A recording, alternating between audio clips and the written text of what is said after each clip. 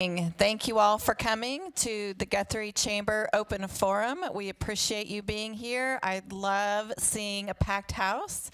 That's exciting. It's also exciting to me that these candidates have been coming regularly to our chamber events. That shows that our community counts, that our community votes, that we make a difference. So thank you all for coming. We really appreciate that. I wanted to thank Chris Evans of the Guthrie News page for moderating, also streaming live, and to Karen Ediger from the Guthrie News Leader for streaming live as well, and to, Aaron back in the back, who's doing us on Channel 20. So we are going to start tonight with Senate Seat 20. We're going to have our candidates up. Each has 2 minutes for an opening statement, 2 minutes per question. If you have a question you want to submit, there's cards over here. You can submit them as well. We have some that we were given online as well. Then they will have 2 minutes to do a closing statement. We have flipped a coin as to who will start first, and then we will move on to House District 31 after that. So let's get started. Come on up, guys.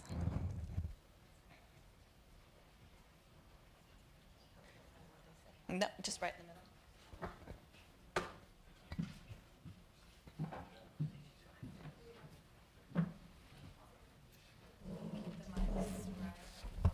Okay.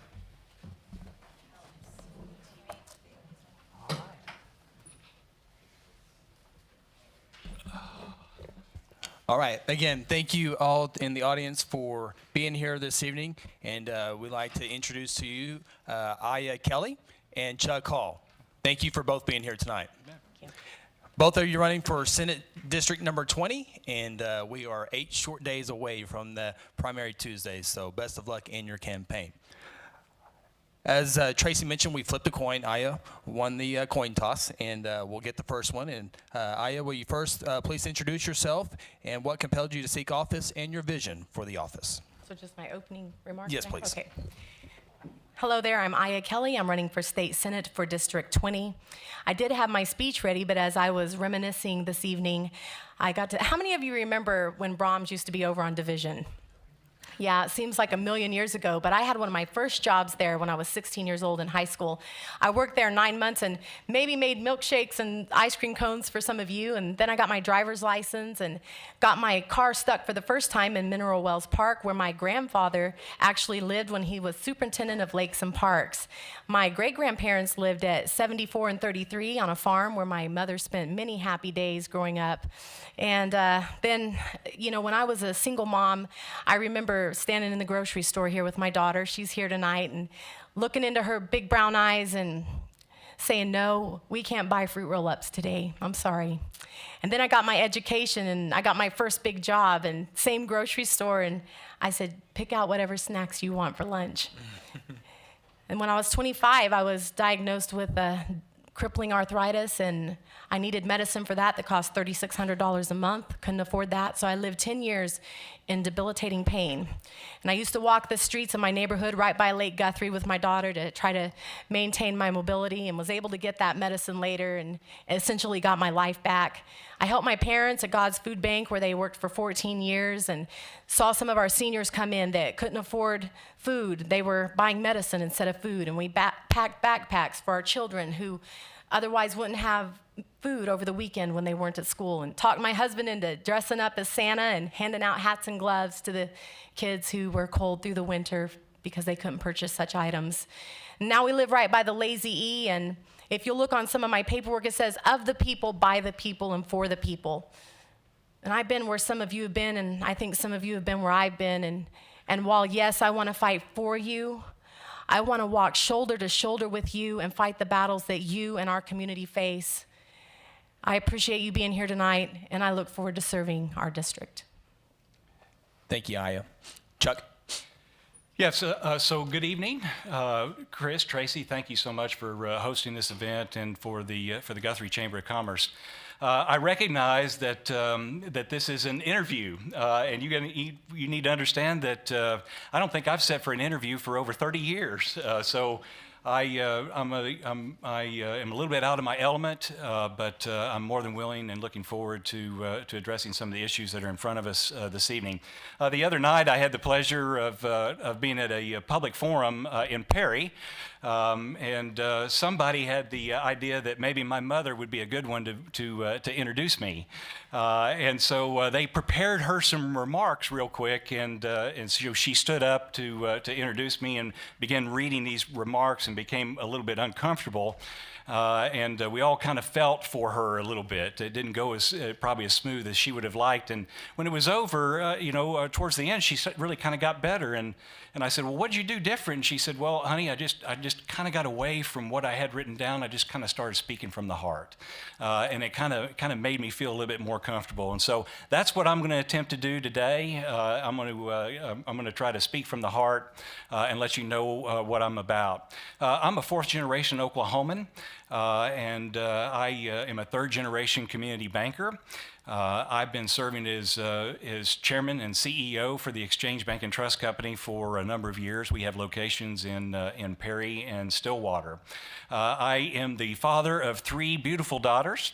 I have my oldest daughter is a child advocate for the Bureau of Indian Affairs. I have my middle daughter who's with us this evening, Sydney. She is a junior at the University of Oklahoma, and she too is going into child advocacy. And then I have my youngest daughter, Riley, who's here this evening, who is going to hopefully go cheer for Oklahoma State University. She's a senior, will be a senior in high school, and we're awfully proud of her. I've been married for 24 years to my wife, Amy, who's with us this evening. She's the redhead in the group, wearing the Chuck Hall shirt. She is a public school teacher. She's taught in Tulsa Public Schools and Oklahoma City Public Schools, and now in Perry Public Schools. And so we're awfully proud of her. I've spent my whole professional career, not only in the banking business, but serving my community.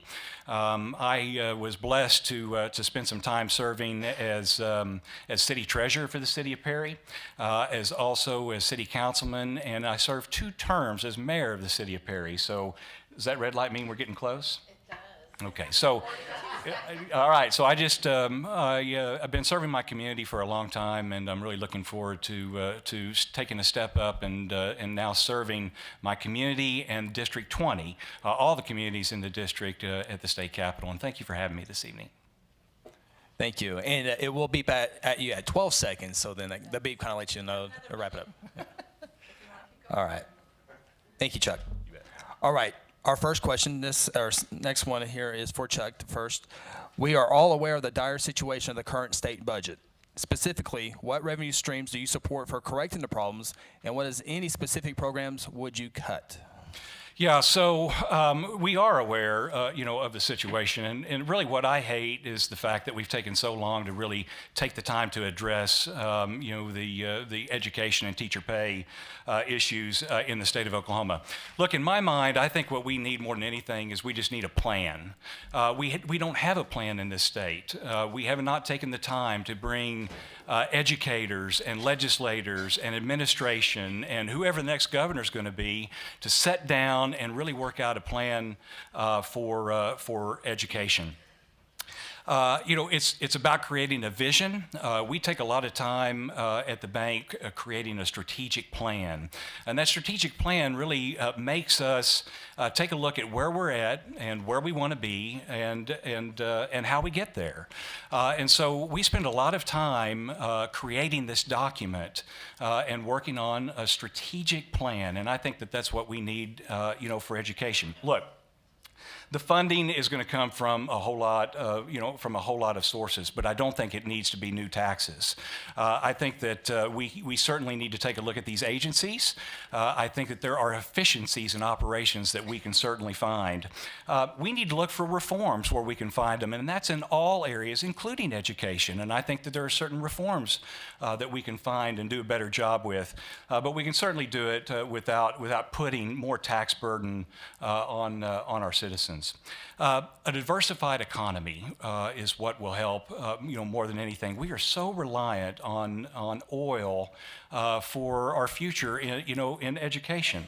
I just think that, and it comes with. Thank you for that. That's the one. That gives you, 8 seconds. seconds. Well, a diversified economy is really going to help us to be able to better. This buzzing is just driving me up the wall. I also want you to know that I think the state of Oklahoma is starting down the right steps. I think that they're starting to see that as we start to come into an economic expansion in our state, that we're going to have some excess that we need to point towards education and education funding. So I'm looking forward to being part of that plan. I'm experienced at it. We spend a lot of time in our strategic planning, our strategic offering. It becomes a working document for us, frankly. We look at it on a regular basis, and I think the state of Oklahoma should too. But the only way that we're going to be successful is to start bringing people together. We have got to bring those that are involved in education and in our legislature, along with our governor, and create a plan that's best for the state of Oklahoma and our teachers. Thank you, Chuck. Aya. Can you repeat the question? Yeah, absolutely. We're all aware of the dire situation of the current state budget. Specifically, what revenue streams do you support for correcting the problems, and any specific programs would you cut? Okay, thank you. So yes, along with speaking about the budgets, being a single parent, we know that we create a budget and then we find the way to stay within that budget. And our leaders cannot expect us to do better than they do. Now, we look at the misappropriated funds, the mismanaged funds, and the misspent funds that are taking place at 23rd and Lincoln right now. And it is time to go in there and audit, figure out where those monies are going. And then if we want to find out how they're getting there, then we look at forensic audits. So the first thing is to find the monies that we already have that aren't being spent in the way that they were allocated for. And then this month, or last month, May 2018, if you look at the gross receipts that we got in, we are at a $1 billion, right at a $1 billion excess. We are in an economical upswing, and I really believe that everything we need to pay for in our budget right now is there. And as a future lawmaker, it will be our job to come through and find those funds, find the means, and never, never refer to raising taxes as a first solution. So we need to do that. And then as far as the education, we want to talk about funding that. I believe the funds have been there. And I believe with this $1 billion in excess that we have, over all the years that we have tracked those receipts, this is the most that we have ever had. You can find that on our state government website. You can find all of that information there. So I really believe that unifying, not fighting between Republicans and Democrats, Democrats and Democrats, Republicans and Republicans. Oklahomans have a common goal. All of us have a common goal. We come at it from different views and different perspectives because we're different people and we travel different paths. But I really believe that we can join hands and unify and do what it takes to get this state back to where it needs to be. Thank you. Next question for Aya. In the same manner a business or of a family would have to do, is there any way that candidates could do a department by department and line by line current budget for the state? That was a very interesting question. So just as each of us here tonight have to learn to budget and to spend our money wisely, we have hired those in office to do that with our money. And I really don't think that they have been completely well-versed in this area. Once again, as a single mom of 17 years and a business owner, and as a director who works for a nonprofit organization, it has been my job to create budgets and find the monies for the expenses that we had and to use that money responsibly. And I really believe with the technology that we have now right at our fingertips, that each citizen should be able to sit down at their computer and to pull up the budgets of each department. We should be able at any given moment to pull that up, to see where the money's going. And one of the questions that was in there was to ask specifically what could be eliminated, the expenditures that could be eliminated or reduced. We could see that right away, which ones could be eliminated, reduced, and see where those monies could be best used in the current budget shortfall. You know, this is what our state government requires of us, and I believe that all of our leaders should lead by that example. Thank you. Chuck. Sure, thank you. In my mind, and there's my mother. She just came. I can't believe it. Nice to see you. We were just talking about you. There she is. We needed to be talking about line item budgeting, really, and that's something in this state that we did for many, many years prior to the recession that came about. What happened back in the recession is that we just oil revenues began to crater. We were on the fringes of the greatest tax cuts that we've had, which were wonderful, but we didn't have the resources and the revenues coming in, and so they got away from line item budgeting. They went into panic mode up at the Capitol. What they ended up doing was just making the cuts in the agencies, and they left it up to the agencies to figure out how they were going to make ends meet. We need to get back to line item budgeting, and that's something that we can certainly do. We do that in our businesses today. Each and every one of you that have small businesses, we do it in the banking business. We sit down, every year, and we sit down and we do a line item budget. We do it department by department. We start with our management team. We go into middle management. We go down into our frontline staff, and we create a budget that is line itemed, so we know where the revenues are coming from. We know where the expenses are, and we hold our people accountable to it. It again is another document that you work on. I don't know how you can do it, without some sort of document that can track your success and failures. And so we absolutely need to get back to that. I think also another thing that would help is if we got back to assigning meaningful duties to the appropriation subcommittees. These appropriation subcommittees just kind of meet, and I think they just do it just to kind of say that they did. I think these subcommittees really need to be getting down deep into the weeds and talking to these agencies about where the real opportunities are for savings, for reforms in their area, and then we just simply need to hold them accountable to it. All right. Thank you.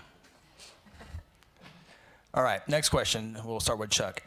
Where do you stand on making Oklahoma agriculture better, since agriculture is one of the major revenue generators for our state as well as employees? What will you do to back it and strengthen it? Sure. Well, of course, as a community banker and somebody that spent, years, helping the family farmer, what we need to do is we just need to get government out of their way. That's just simply what needs to happen. We need to protect property rights, of the farmer. We have commodity prices that just fluctuate like crazy, in Oklahoma, and it makes it difficult, for the Oklahoma farmer to do, what they need to do. So, in my opinion, the best thing that we can do is just get government out of their way, and allow them to be the stewards of the land that they always have been. I want to make sure that that we don't cut any benefits that are effective to the Oklahoma farmer. Oklahoma farmers don't have retirement funds. What they have is what they build and what they grow, on their farms.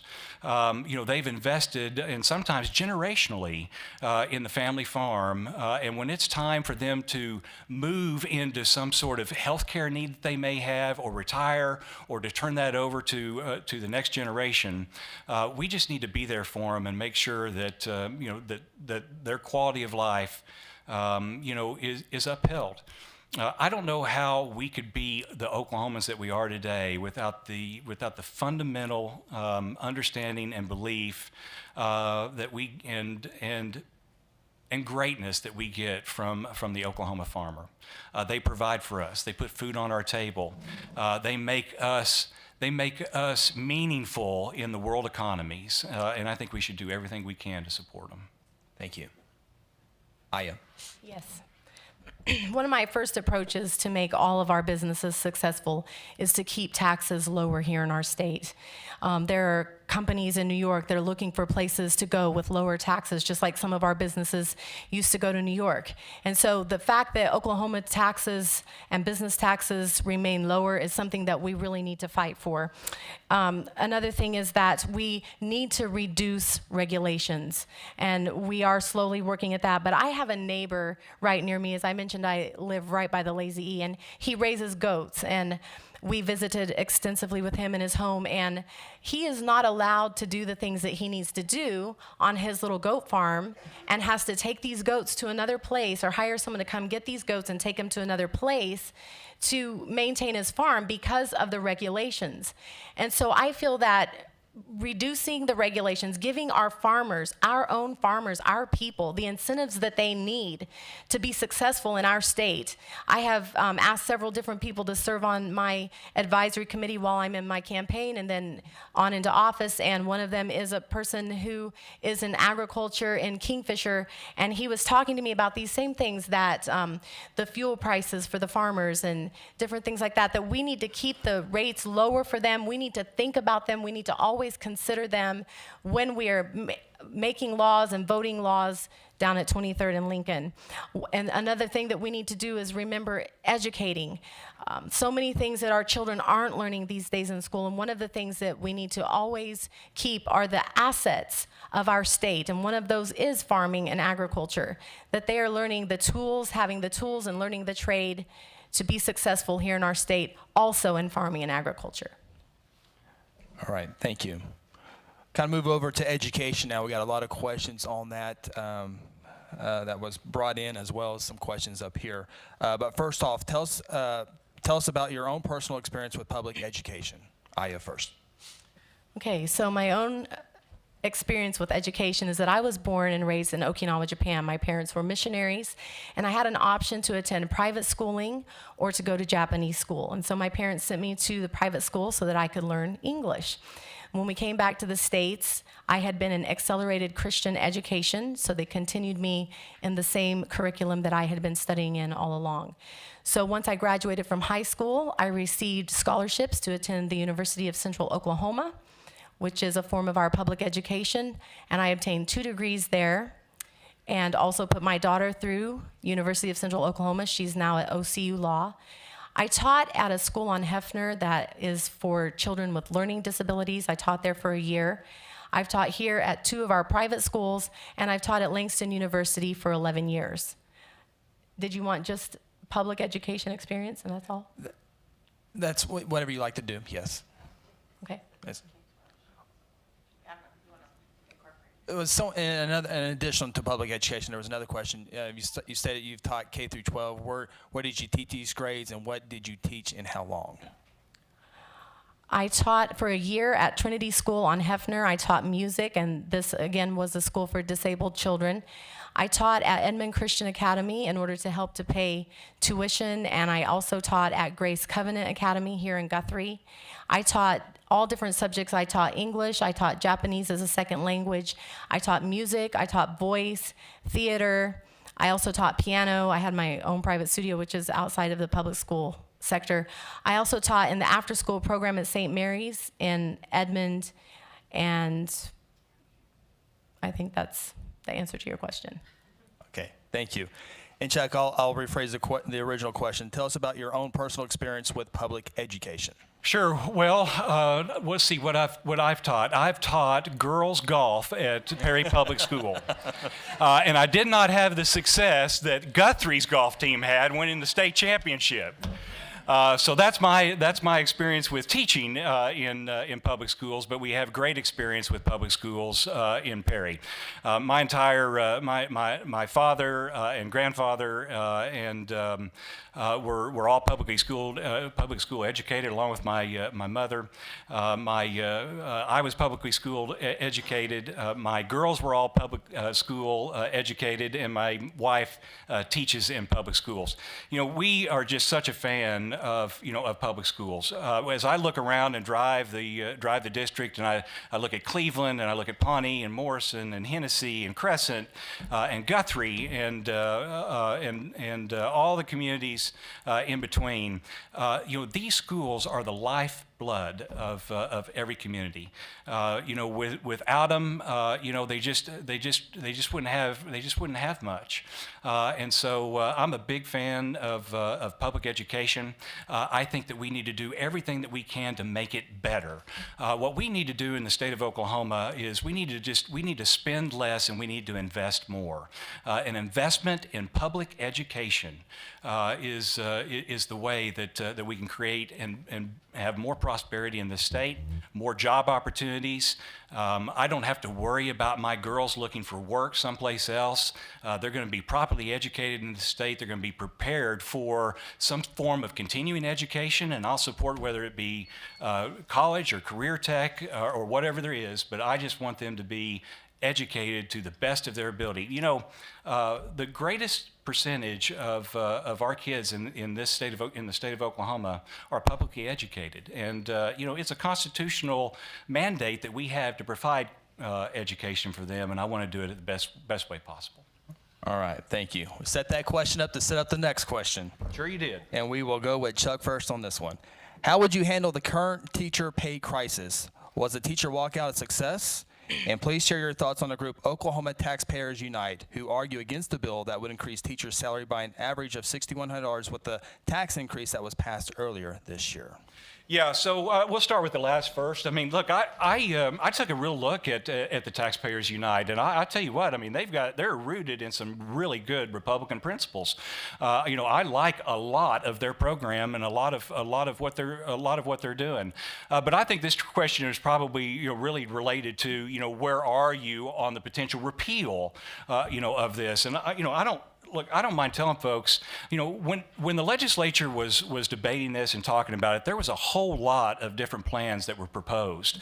We had the Taxpayers Unite, we had the Step Up Oklahoma. There was a lot of discussions that were going on about how to fund education, in this state. Again, I go back to, I just hate the fact that we waited so long to take a look at this. Education and education funding has been a real issue in this state for a long period of time. And so it came down to, we had to take action. I wasn't in the room. I wasn't part of the discussions, but I'm not in favor of the repeal. I think that we need to be looking forward rather than behind us. It's nice to see that we've kind of brought the teacher pay up to some sort of pleasant average, but we can't stop there. What really needs to happen is we have to fund these classrooms better. We have to do a better job of funding these classrooms, and we have to prioritize our expenses. I just feel like that it's time to move forward. We don't need to fall back again. We need to create a funding source that doesn't raise taxes in this state and provides these kids with the quality education that they need and deserve in the state of Oklahoma. Good timing. Button. That's good timing. Wow, I'm starting to get a feel for this. I'm in a rhythm. I'm feeling it. Thank you, Chuck. Aya. Yes, when I first announced my campaign was when the, just about right when the teacher walkout happened and OTU actually came to light, Oklahoma Taxpayers Unite. And I actually went down to the Capitol that day and spoke with many of the lawmakers and asked them questions. I listened to the press conference and I talked to the different people who were presenting in order to make an educated decision. Now, as a teacher, it is imperative that we provide not only a free education, but that we provide a good education. And so when we look at this, we can't just look at funding, we have to look at giving a quality education to all of our students. Not chosen ones, not chosen areas, but all of our students. And so I have been approached with that petition 4 times now, and it has been my choice not to sign that because the decisions that the lawmakers have made behind us is now what we look forward to and find out how to fund this. Now, the funding that was provided with the tax raise only provides that funding for 12 months. Now, the first thing I will do is I will read a document before I sign it. And so when you are looking at this kind of a crisis, it's not something that you approach with a 12-month answer. I am a constitutionalist. The Constitution demands free education, and I will support that with all of my might. So then we talked to OTU, constitutionalists. I think I answered all of that. The walkout was actually caused because the legislature didn't listen. And sometimes extreme solutions take extreme measures. I think we've got the people to talking. I think we're going to in a good place. I think we have the funds to pay for what we need to, and as lawmakers, that's going to be our job. Thank you. And that kind of leads into our next question. We'll let Aya go first on this one. What is your plan to find funding to allocate public education, including per pupil funding and teacher salaries? What specific revenue streams or changes would you promote or support if elected? Well, I really believe that the funding is already there. I would like to be a part of getting a handle on the misappropriated funds that we already talked about, the misspent monies, the monies that are going to places where they are not allocated. I am trying to join a group of people who last year were ordered to pay $10 million back to the lottery fund that they spent in places that they shouldn't have. This should not be happening. And so that's one of the first places we've got to find the money that's missing. I already mentioned the gross tax receipts that are showing an excess of $1 billion. I really don't think that we need to go find the funds. I think the funds are already there. And as a teacher and as a lifelong advocate of excellent education, I will always support not only the funding for education, but I will work hard to ensure that each student is provided the best opportunity for a great education. Thank you. Chuck? Well, we just simply can't get lulled into a false sense of security. We're all Oklahomans. Many of us have been here our entire lives. We've seen the ups and downs of the economy. We've seen what oil and gas does. Sometimes we're living great, and sometimes we're living large, and sometimes we're living low. I started my banking career right around the time of the Pink Square Bank failure. That was back when everybody was thinking that the oil and the money is going to keep coming, and it's never going to go away. Well, we're actually coming into a pretty good period, she's exactly right. I mean, I've talked with the state treasurer and got the numbers. We're talking numbers to the tune of $1 billion that are greater than the revenues that we had from even a year ago. I don't want to see us get lulled into a false sense of security. It's going to be easy for new incoming legislators to say, you know what, we talked about needing to fix all these problems on the campaign trail, and now we got all this money, we're flush with it, and we don't need to address it right now. Bankers have something that's called a loan loss reserve.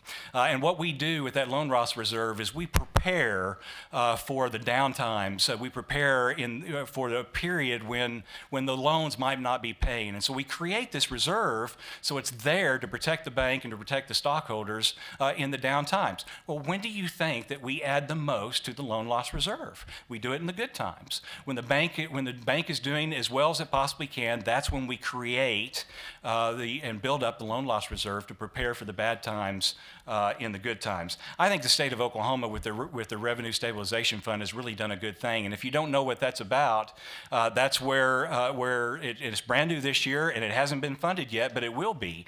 When oil prices are up and there's excess money, then it goes into the Revenue Stabilization Fund for when the down times come. It's the loan loss reserve for the state of Oklahoma. That will help us to fund public education. All right, thank you. Next question, one more on education. We'll begin with Chuck here. What is your stance on school vouchers and charter schools? Well, I think that parents should have a choice, and I'm glad that they do. I think every parent should take a look at the very quality education opportunities for their kids and make a decision that best fits them. But I got to tell you, and as I said from the outset, I'm in favor and a fan of choice. I just want you to choose the school. I want you to choose the school around the corner. That's what I want. I want you to choose the local school. I want it to be funded to the extent that we are proud of it. The reason that I think that we're looking at all these other options without a constitutional mandate, meaning that the public education is that a lot of parents are just not liking the product that's being produced. And I think that what happens is that we need to get serious about funding public education. We need to get serious about about funding these teachers so that they're not out looking for other jobs and other opportunities and looking for teaching opportunities, in other states.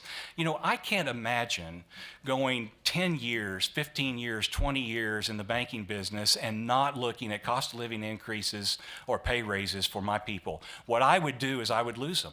They would go someplace else. I've invested so much time and so much effort in training them, and the fact that I wouldn't stay competitive, in the market just doesn't make sense to me. We need to be competitive. We need to fund the classroom, and we need to make public education the choice of the many and not just the few. Thank you. Aya? If we would do what we needed to do with public schools, we wouldn't need any other kinds of schools. Our schools need the funding that they deserve. Those are our gems. Those students sitting behind those desks are our future. What we put into them is what we're going to get out of them. I am a constitutionalist and I support parental rights. There is no one who knows the learning style of their child more than the parent does.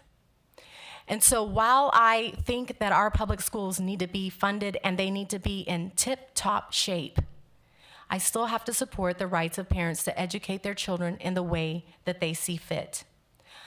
Personally, I don't support vouchers, since that was part of your question.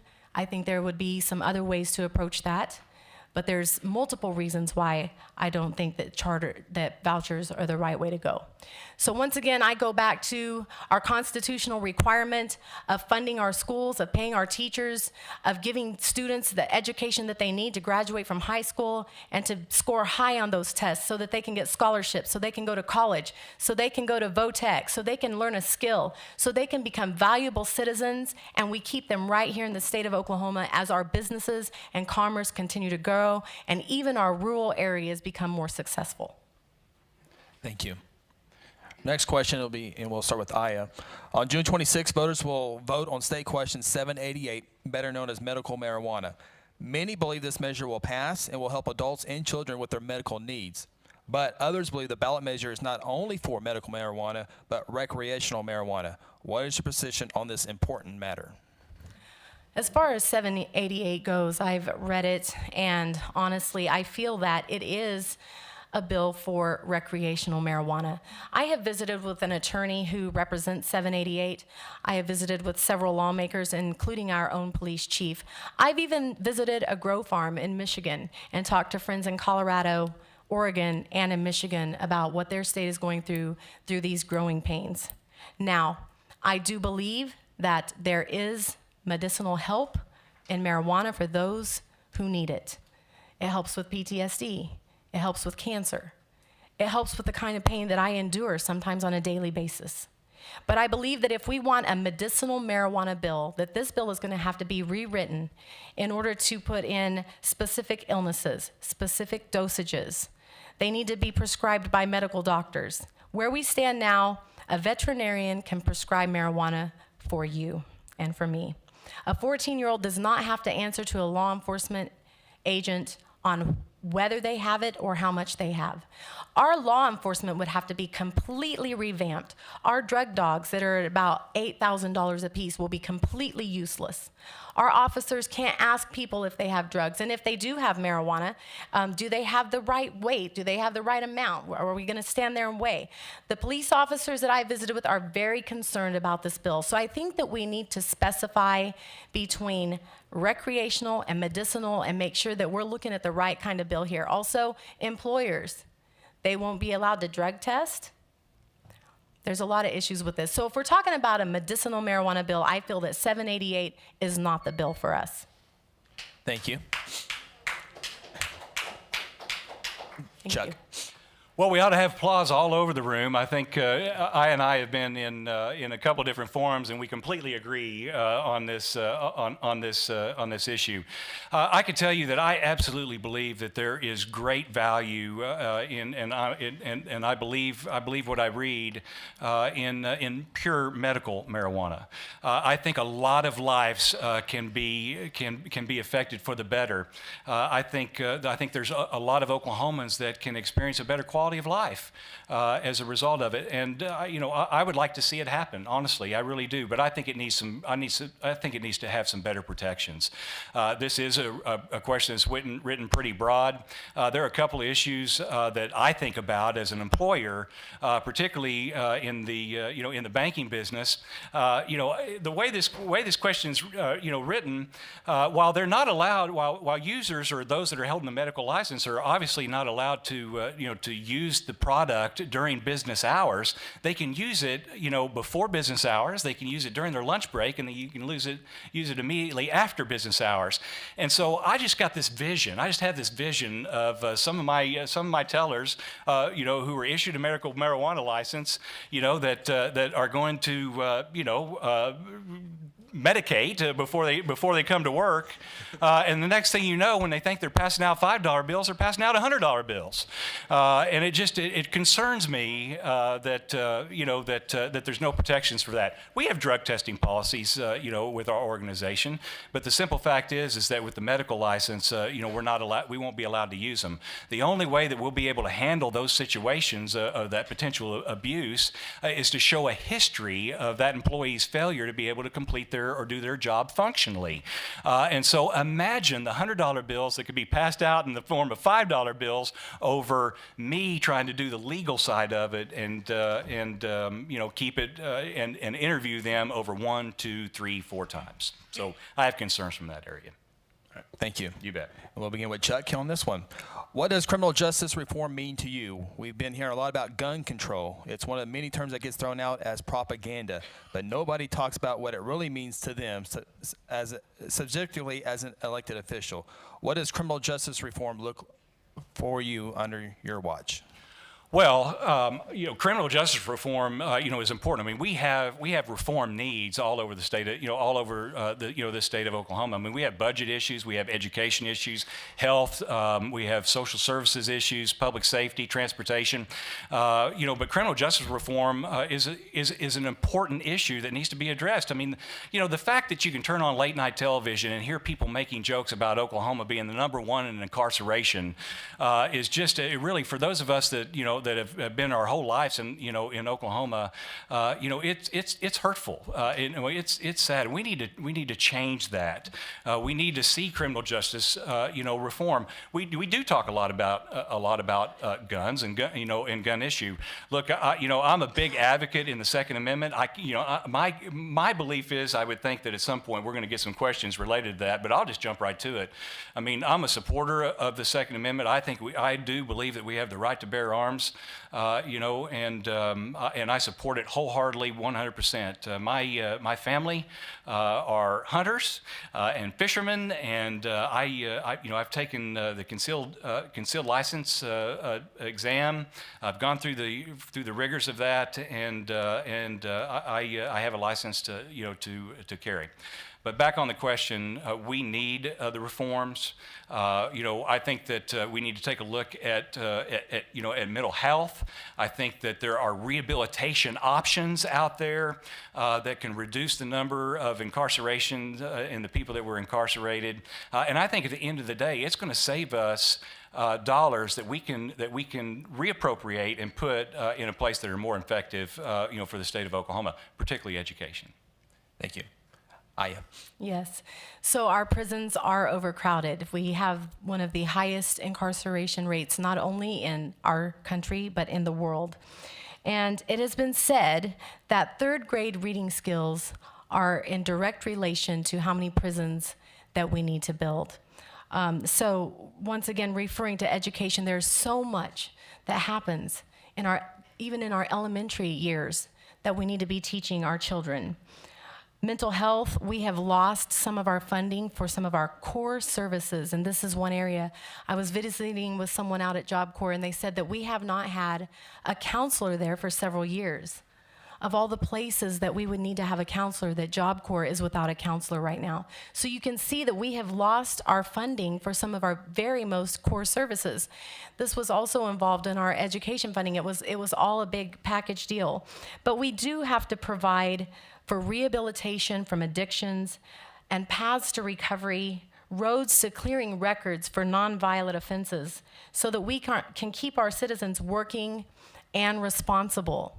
I have a cousin here that went through ARC, the Salvation Army program. He's back there. 5 years in October, recovered from meth and alcohol abuse. He's bought his first house. He paid for his first car. He's had a job for over 3 years that he's never missed a day. And that's because he was provided these services that have now kept him out of prison and jail, where he had been since the age of 19 until 41.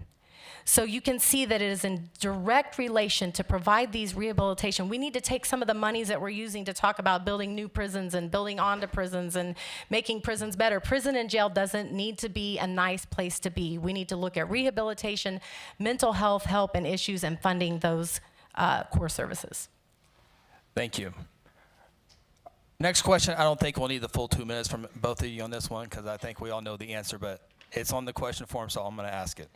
Where do you stand on the Second Amendment? Will you defend it? And have you ever fired a firearm? And when was the last time you fired a gun? Oh, ask me. Ask me. We'll let Aya go first. Those were a lot of questions there. I am a constitutionalist. I am a Second Amendment advocate. It is our inalienable right to protect us from tyrants. I'm glad you can protect your property and yourself and you can hunt, but it was given to us to protect us from tyrants, and I will fight for the rights of our Second Amendment. Now, the last time I fired a gun, if you are on my Senate Facebook page, which is Kelly for Senate, you will see the last time I fired a gun because I put a video on there and you can see for yourself if I'm good at it. Thank you. Chuck.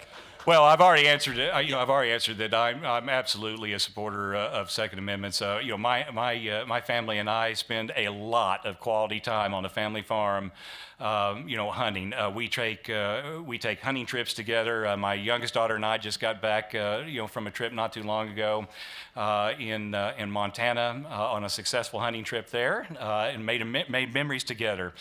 So if the question is, when's the last time I fired a gun? 2 weeks ago. Yeah. We are learned users of our weapons. We're studied. I have taken each one of my daughters, and by the way, my oldest daughter had just showed up tonight too. All three of them have their own guns. We've been out on the farm. We practice safety.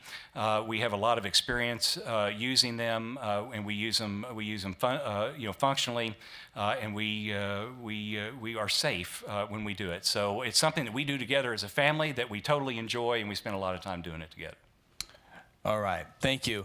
And we have some questions from our audience. We're not going to be able to get to all of them tonight because we don't want to keep our candidates here all night long. But the first one, what is the most expensive contract you have ever negotiated, and what was it for? And I believe that's Chuck's first. Well, I have experience in several different areas related to contracts and what we've negotiated. I can tell you that I have a hot one going right now. We're building our second location second bank location in Stillwater, Oklahoma. That's a multi-million-dollar facility that we let bids on, and we're working with a construction management group. So, I negotiated the contract with the construction management group for the purchase of the property, for the build out of the facility. And so I spent a lot of time, in real estate acquisition and contract work there. I've also spent a lot of time with the Oklahoma Municipal Power Authority. I'm on their board of directors currently. This is a group that provides retail power to municipalities across the state of Oklahoma that own their own municipal electric system.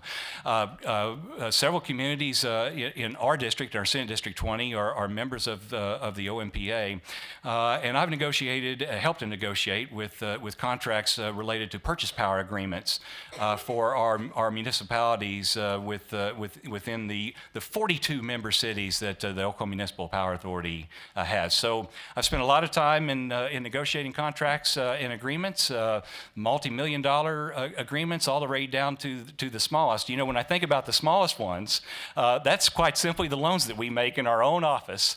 Those are contracts, people, and we hope that we've reached an understanding with the borrower and the lender together that they'll do what they say they're going to do. So all the way from the smallest agreements to the largest agreements, I've been a part of it. Thank you. Aya.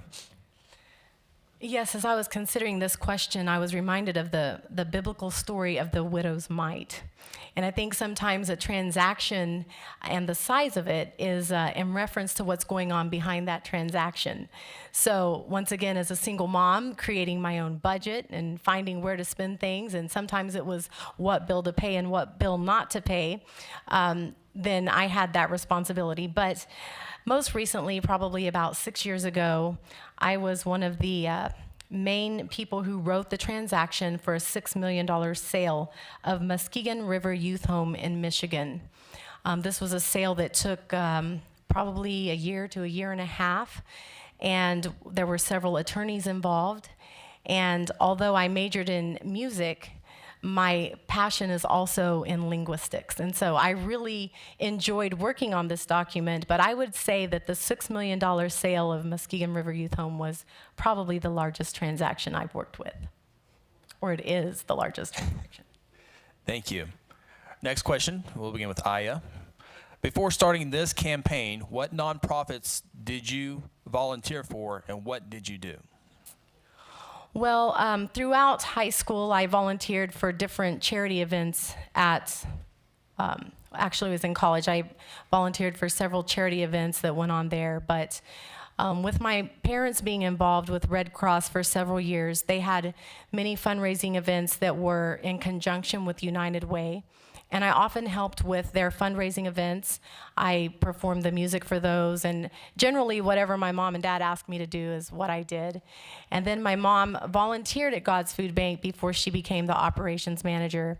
And I'm pretty sure that a lot of you donated canned goods that I helped unload from pickups and sort and place into bags to feed thousands of people each and every week. So I was deeply involved with God's Food Bank, and also I helped with all of their fundraising events. As a musician, that's just what happens. Also, I had a friend here in Guthrie who for many years stood down at Walmart and asked many of you for hats and gloves for our children who didn't have those during the cold season. She was a dear friend of mine, and she passed away several years ago, and I took that over for her. And I collect hats and gloves in the winter for our children who need them. And George, my husband, dresses up as Santa, and I dress up as Mrs. Santa, and we give those hats and gloves out to the children of our community. And those are just a few of the things that I've been involved in. Thank you. Chuck.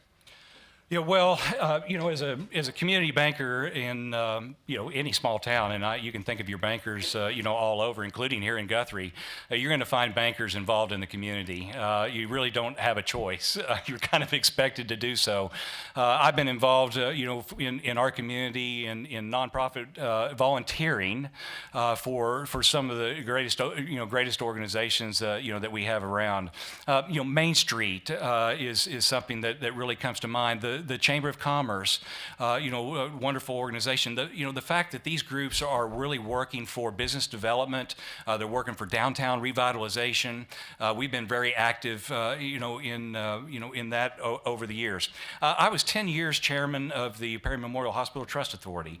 We spent a lot of time working on ways to provide, reasonable health care, for our citizens. Probably the biggest nonprofit that I ever worked for was the City of Perry, which is, and it really, there were times that it truly felt like a volunteer position. You get, you have a lot of responsibility and a lot of duty, and the good ones, really don't spend a whole lot of time taking the credit. They're just out there doing the job that they need to do to make their community better. And so, community service. Being involved in the community is something that I've spent numerous hours doing. I think of our Relay for Life team, our organization there that raising money for cancer research. We have just spent an enormous amount of time volunteering, putting that effort together, to raise money to help others. So that's something that I've done my entire life and plan to continue to, regardless of the outcome of this election. We have to want to give back. That's what makes Oklahoma who we are. Thank you.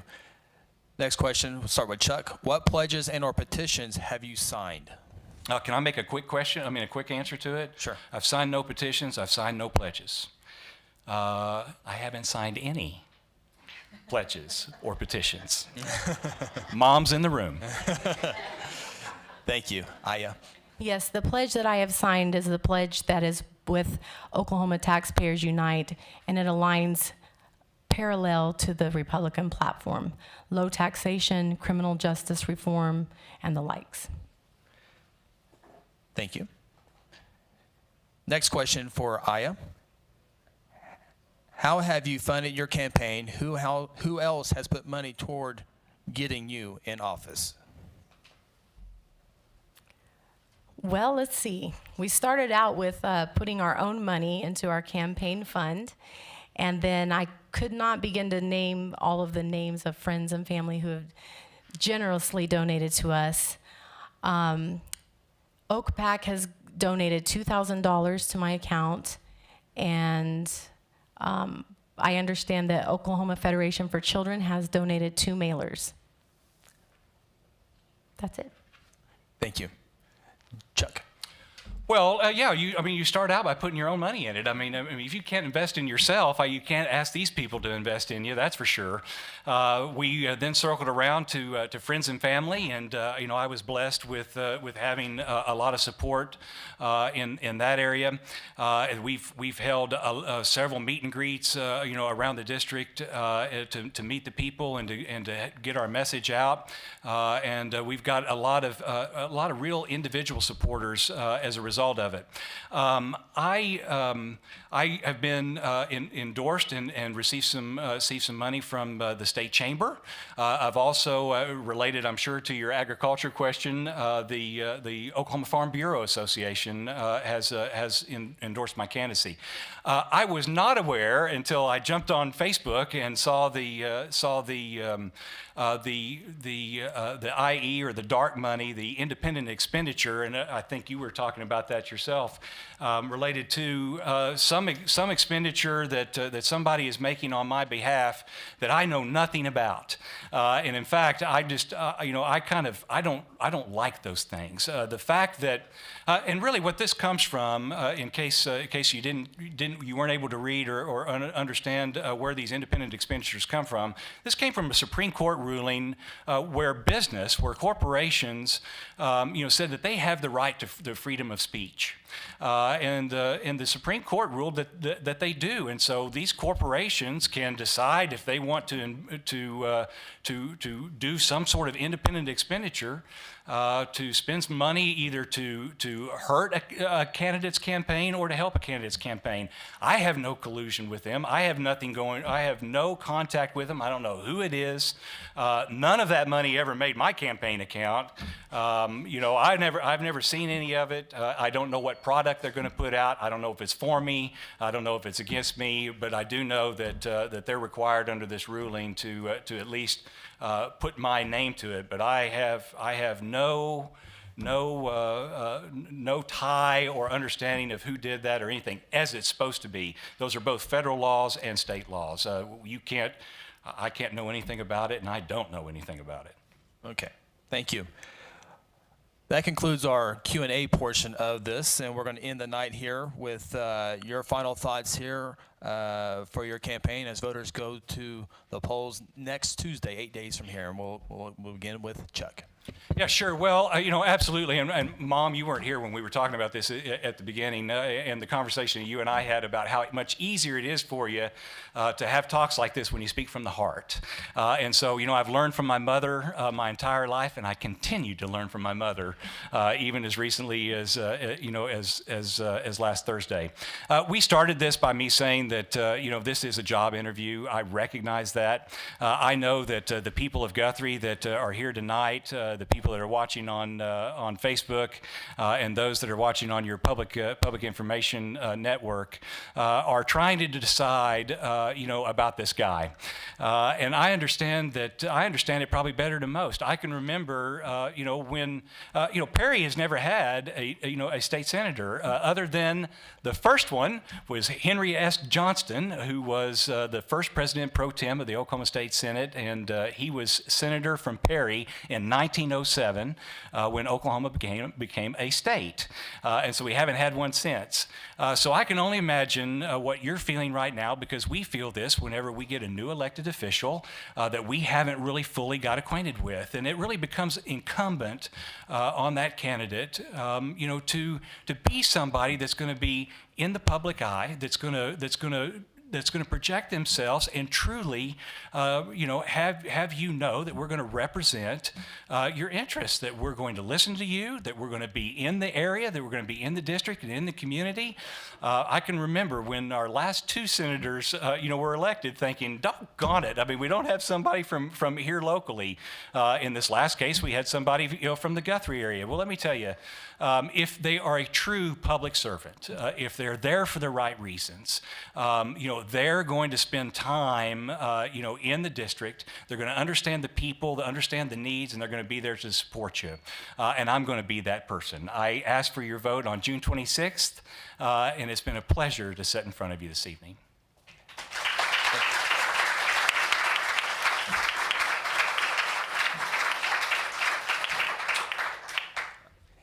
And Aya, thank you. Thank you. Once again, I want to thank you for the opportunity to present to you tonight. It's really been a privilege. Through the years, the topics of importance will change because of our ever-growing and ever-evolving communities. Now, as a teacher, I am ready to tackle the education crisis, both with the quality of education and with the funding. And as the owner of my own business, my studio, and as the director of my department at a nonprofit organization, I'm ready to take on the task of growing small businesses and bringing commerce to Oklahoma. Being raised by the most fabulous and giving parents someone could ever have, I have been taught to treat people who have needs with compassion. And as your senator, I'm gonna work with people from all walks of life. Not only am I comfortable with this, I look forward to serving our state in this capacity. As a naturalized citizen, I can grasp the greatness of our country, knowing that all are welcome here through the proper avenues. Now, my track record shows that I'm an extremely hard worker, and I am ready to throw my energy into keeping Oklahoma the great state that it has always been. I'm fortunate to have the full support of my family, which includes my parents, my husband, our children, and our many friends. I've approached my campaign with an openness to my constituents. I welcome you to call me. I welcome you to email me, schedule a visit with me. There are people here that I have met and visited with for several hours with your questions and comments and your concerns. My door is open. And President Reagan once said that peace is not the absence of conflict, it is the ability to handle conflict by peaceful means.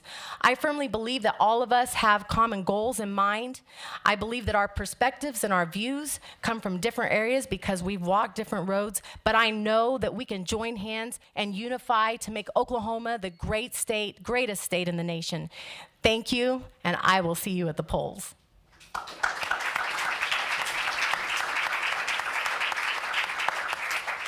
Thank you, Aya and Chuck. We appreciate your time coming tonight. If you had a question that didn't get answered tonight, feel free to stick around and speak directly to them. They'll be right outside. We're going to move on to our next section, to our House District 31. We have several candidates here tonight, and we have Gary Mize is here.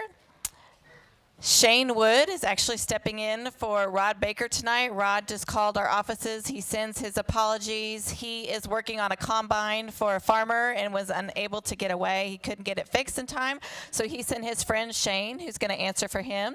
And Barry Niles, who is an independent candidate, is also going to speak with us tonight.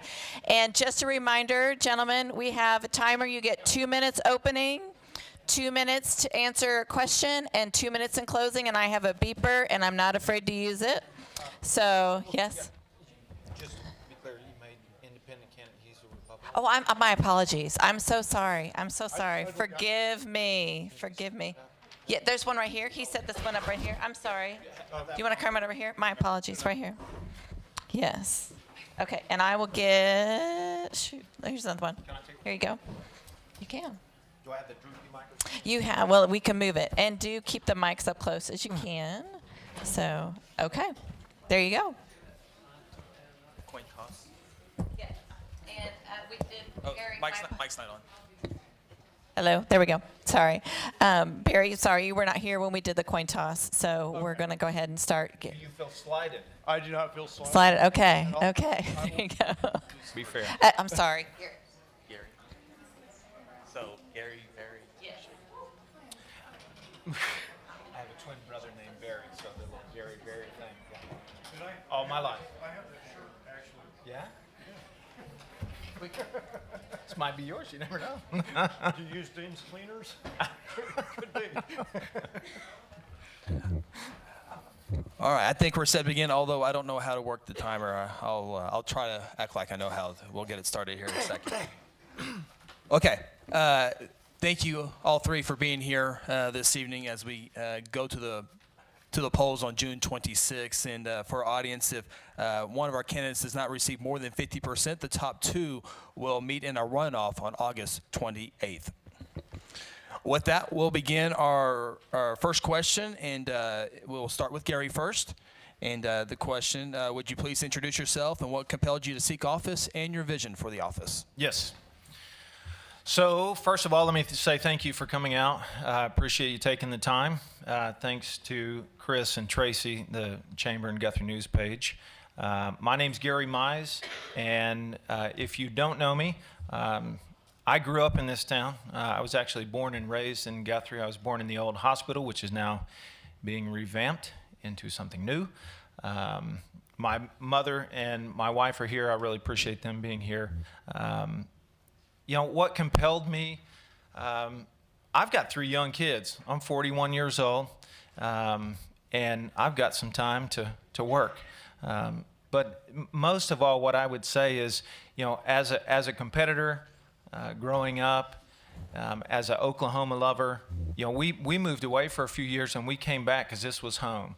And I would love to see us not at the bottom of the list. I think, honestly, it's embarrassing. So I would love to see for us to improve in the areas that we need to improve, namely for my kids. I love my kids. I've got an 8-month-old that was born, 3 days after we announced and kicked off this campaign.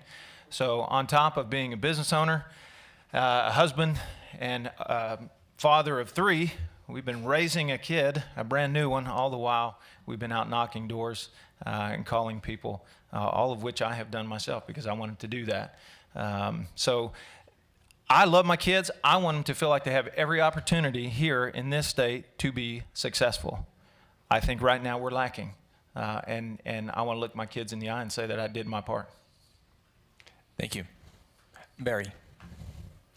Yeah, I ended up getting in this race. I'd looked at it for some time, and as I saw this whole thing with the health department kind of unwind and how get closer, okay.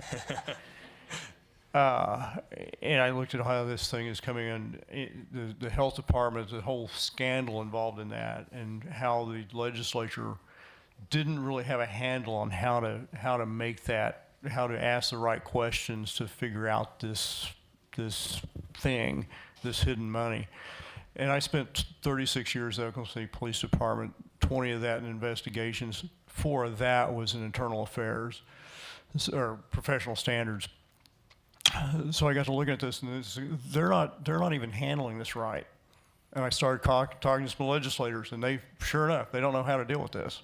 This is not something. You got corporate attorneys that know how to write a contract, but they don't know how to question somebody.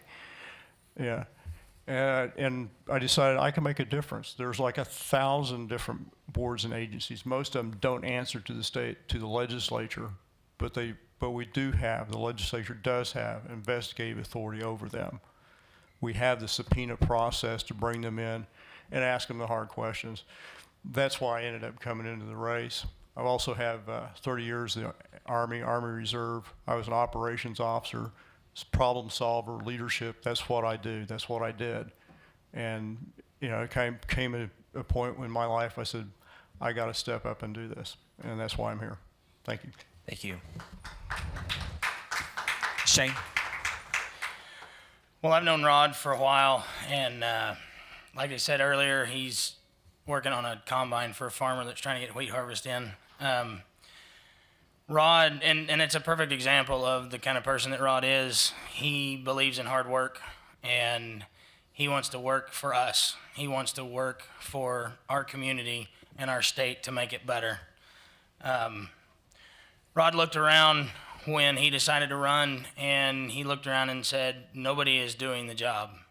And in a case where there's no one there to do the job, somebody has to step up, and Rod took it upon himself to throw his hat in the ring and to do his best to work for the people of his community to make Oklahoma a better state so that we're not last in everything, except for incarcerations.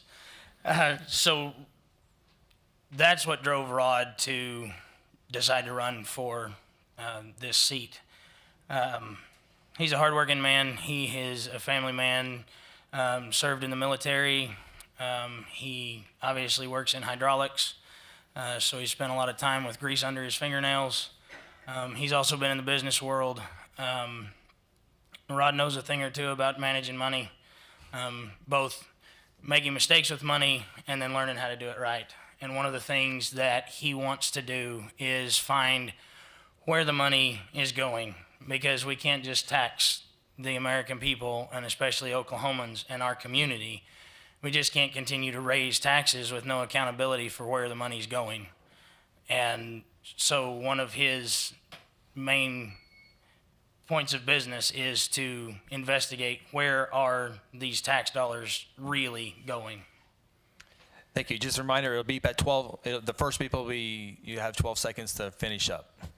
All right, our first question will begin with Barry.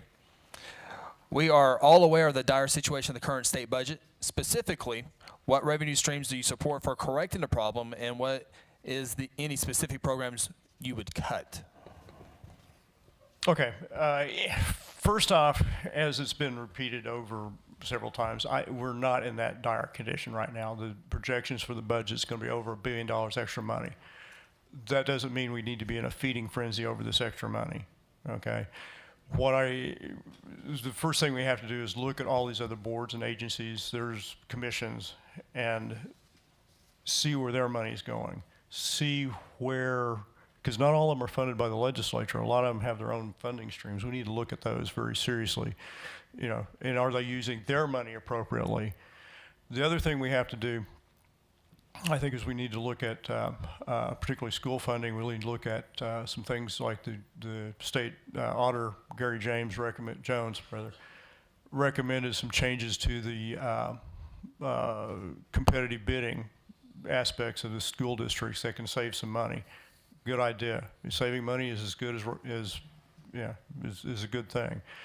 There's a bill, 1040XX, that's right now in the legislature, HB, House bill, that would allow state school districts to consolidate administration, not consolidate school districts, consolidate, streamlining the administration. Again, saving money for the state. Also, the other deal, along with the state, is education.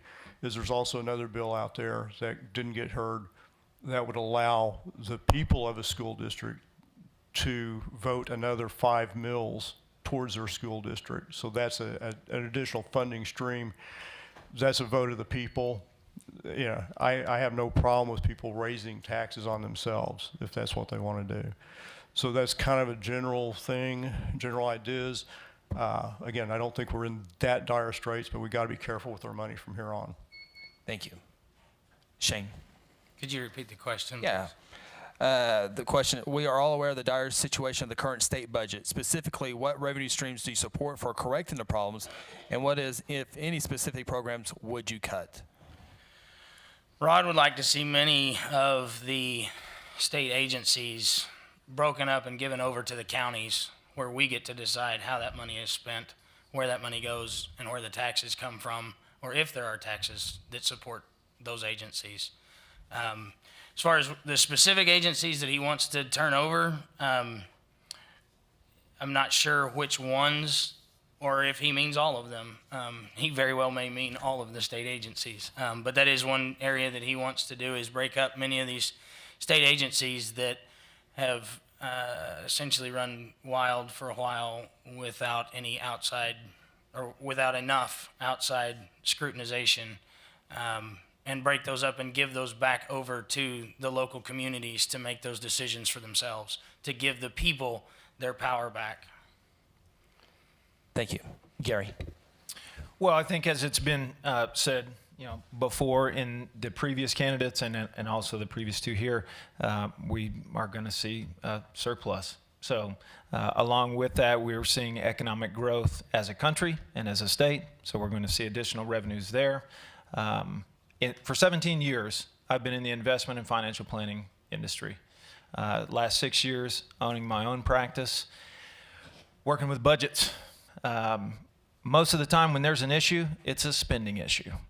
And it's a tough conversation to have, but you got to look across the table to the folks that you're working with and tell them you're spending too much money, or your wants and needs in retirement are too great for what you have saved. And that's not always a fun conversation to have, but it's a conversation that you have to have, especially when you're stewarding someone else's money. For 17 years, I've done that without any findings in an audit. I get audited on an annual basis, and I have no complaints. For 17 years, I've managed millions of dollars for people with no complaints and no findings in an audit. What I would like to see specifically, I think there's probably numerous examples, but one example that I've been made privy to from a meeting that I was in earlier in the year, listened to Joe Albaugh, the interim director for Department of Corrections. Huge issue. Bleeding money. Also prime for a lawsuit based on their antiquated system of record keeping. And he can't get anybody to listen to him because it's not glamorous, it's not sexy. Well, last time I looked, as far as my wife and I are concerned, saving money where we can, it's pretty glamorous. We like to do that. So that's an example of one that I would like to beat that drum as soon as we're down there.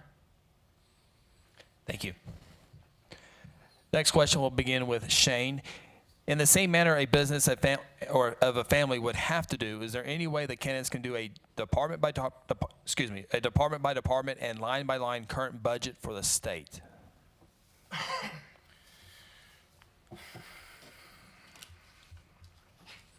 Well, again, that goes back to Rod's desire to break up these state agencies. You have more control over something when it's a smaller thing, when it's a county by county basis versus the entire state.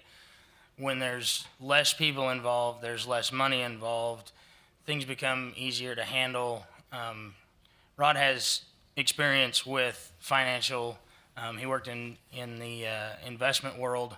He knows about managing other people's money, stewarding other people's money that they've entrusted to him. And he believes that breaking up some of these agencies and taking them out of the state-run whole state picture and breaking them down into a smaller county by county will make it easier to hold our leaders accountable and to see where the money goes. Because how difficult would it be for me to go down to the state capitol and find out where this money has gone? They're not going to listen to me, and they'll hand me a stack of papers that's 7 feet tall. When it's Logan County, it's different than when it's the whole state of Oklahoma. The principles are still there. You still have to handle other people's money responsibly as though it were your own, and you have to be able to answer for those things. But when it's a smaller budget, when it's your county that you're invested in, it's harder for things to slip through the cracks. Thank you. Gary. Please repeat it. Absolutely. I forgot it too. In the same manner a business or a family would have to do. Line item budgeting. Correct. Yeah. And departments. Sorry. Snap back to it.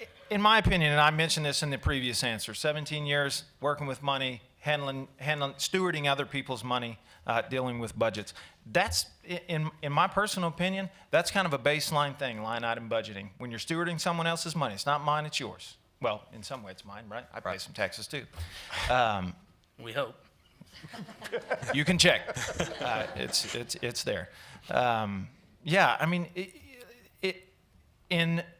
that is in my wheelhouse. That is what I do. For 17 years, I get audited on an annual basis. Everything's above board. It's all out in the open. Our clients know what we're going to do for them. They know how we're going to get paid. They know where the money's coming from. We disclose all of that up front. When you're handling someone else's money, I think that's kind of a baseline issue. But I mean, I hate to sound simple, but that's the way I would like to see it done. Mm-hmm. I can't send an email or receive an email without 10 people knowing it.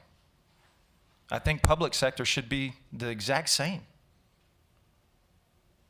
Plain and simple. And it should be line item. We should know where the money's going. But truth is, we should already have that plan of, hey, here are the services that we want to see. Here's the money that we have to perform, said services. So I'm going to tell you what I'm going to tell you. I'm going to tell you, and then I'm going to tell you what I told you. It's kind of the same thing with the money. Here's the money that we have. Here's what we're going to do with it, and then I'm going to show you we did that. And if we screwed up, we need some accountability. We need to create a culture where people are held accountable for misappropriation. Not just, oh, it was $30 million, poof, we got it. That's ridiculous. It's ridiculous. Thank you. Barry. Yeah. I mean, you kind of said some of the same things, but yeah, we need to go down. We need to look at what they call zero-based budgeting. In other words, there's a tendency to just go, oh, well, we had X amount this year, we'll add 10% to it, and that's what we're going to want next year. We got to take that all the way back down to the basic functions of the agency, of that government agency, and go, is this really what you need? Is this really what you want to do? Did this program work? Are we wasting our money with this? We need to ask those questions. And unfortunately, for about 60% of the state government, the only way the legislature has any visibility on it is through the investigative process. Because all these boards and commissions, they have their own funding streams, they deal with their own money. We don't see it. The legislature doesn't see it. The governor has no authority over it. They can take your money, they can waste your money any way they want, and there's not much we can do about it unless we call them in and ask them the questions. And that's really what I want to do with it, is make sure that they're spending the money correctly. As far as should we as a legislature go through line by line of what these agencies propose as a budget? Absolutely. And make them justify everything. That sounds a little harsh, but at the same time, you got to justify it. You got to prove it works. And that's what we need to do with our time, with our budget. Thank you. Next question, we'll begin with Gary. Where do you stand on making Oklahoma agriculture better, since agriculture is one of the major revenue generators for our state as well as employees? What will you do to back it and strengthen it? Yeah, my answer to that's pretty plain and simple. And some of the things, again, reiterations from earlier, but holding the line against new taxes and causing strain there, but ultimately talking about and fighting against any regulation that would cause issue. I saw that in my private sector business over the last couple of years. The Department of Labor came in and said, we're going to hold you to this standard and create this new fiduciary standard and fiduciary rule. And companies went for a year and a half trying to figure out what the heck that even meant, because they just told them to start working on it but didn't really give them the framework while they were in the background trying to figure out the framework. Cost people a lot of money, cost companies a lot of money, cost individuals in that industry a lot of strain and stress, thinking something I've been doing for 16, 17 years in a business that I built that I hope is going to provide some income for me on a regular basis because of the work that we've done is maybe going to change. But I don't really know that because there's no framework. But you need to change. Well, the truth is, I felt as if I was already held to that fiduciary standard anyway. I held myself to that because, again, I'm stewarding someone else's money. So I've just felt like it was reiteration. So we're paying money And companies, it costs them money to do the same thing that we're already doing. So I think fighting, regulation that is costly and prohibitive for business, I'm going to fight that tooth and nail. I think it's ridiculous, and government has the potential to do that sometimes.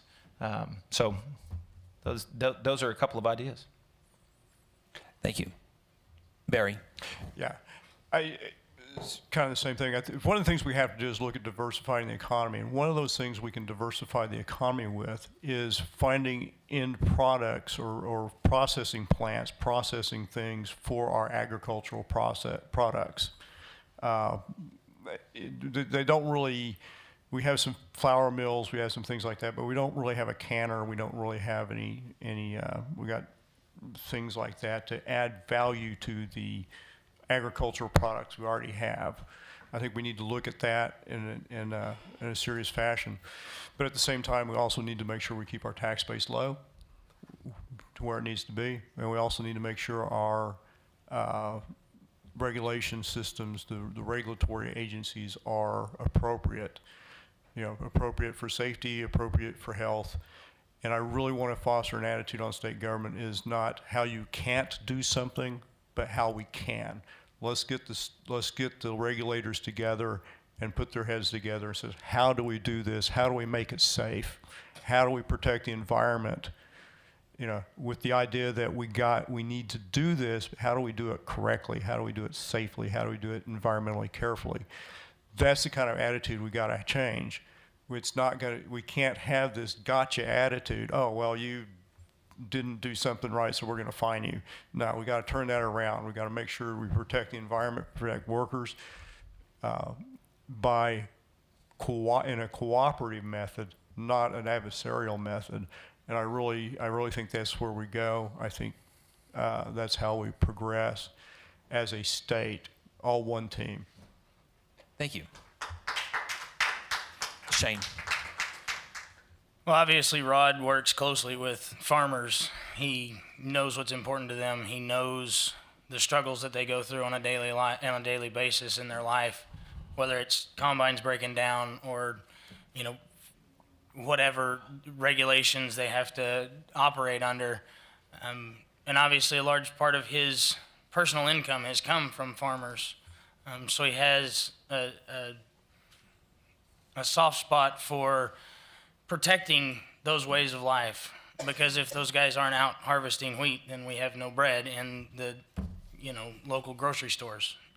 So Rod believes in giving people their freedom and making sure those freedoms don't infringe on others by protecting the environment and protecting workers and things like that, at the same time not infringing on that farmer's right or anybody in any area of agriculture, their right to make a living doing what they're doing. Because many of our community farmers have been farmers from way back, and it's a lifestyle that has to be protected. And it's not just farmers, but production in agriculture of any kind.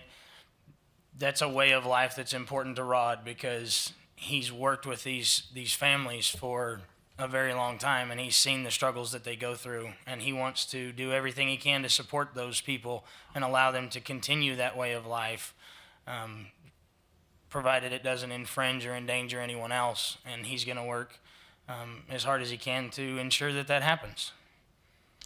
Thank you. We'll now move to some of to the topic of education here in this Q&A. First question is, and we'll begin with Barry first. Tell us about your own personal experience with public education. Well, I mean, I grew up in Oklahoma City and Bethany, went to high school, went to elementary school and junior high in Oklahoma City, went to high school in Bethany, went to UCO, well, it was Central State Fairleigh University then. The logo still said Central State College on them. But, so I went there, attended graduate school there. So that's a lot of extensive experience with public school at that level. As far as educating our children, we ran the gamut from public schools, home schools, private schools, church schools. So it's a mixed bag. I think you got to find the right mixture, the right set to make your child successful in that line. But yeah, I'm a product of a public school system. Some people kind of go, that was the golden age of the public school system, but I'm not so sure, but we'll see. Thank you. Thank you. Shane. Rod grew up, went to school in Yukon. Then he went to college at Oklahoma City University. Since then, he has taught at Votex and Job Corps. He goes once a week and has lunch with his granddaughter and visits with the school principal and the teachers and the lunch ladies and everybody at the school. Education is very important to Rod because the education of our children is the future of our world. And Rod sympathizes with teachers in the spot that they're in, and fixing our budget so that teachers get what they need, schools get what they need is very important to Rod because he's been a teacher and he is in the schools and visits with the teachers. And so it's something that really gets him fired up when he thinks about kids that go without in a classroom or teachers that are forking out their own money out of their paychecks to buy supplies to teach kids. So education is a passion for Rod to fix the system.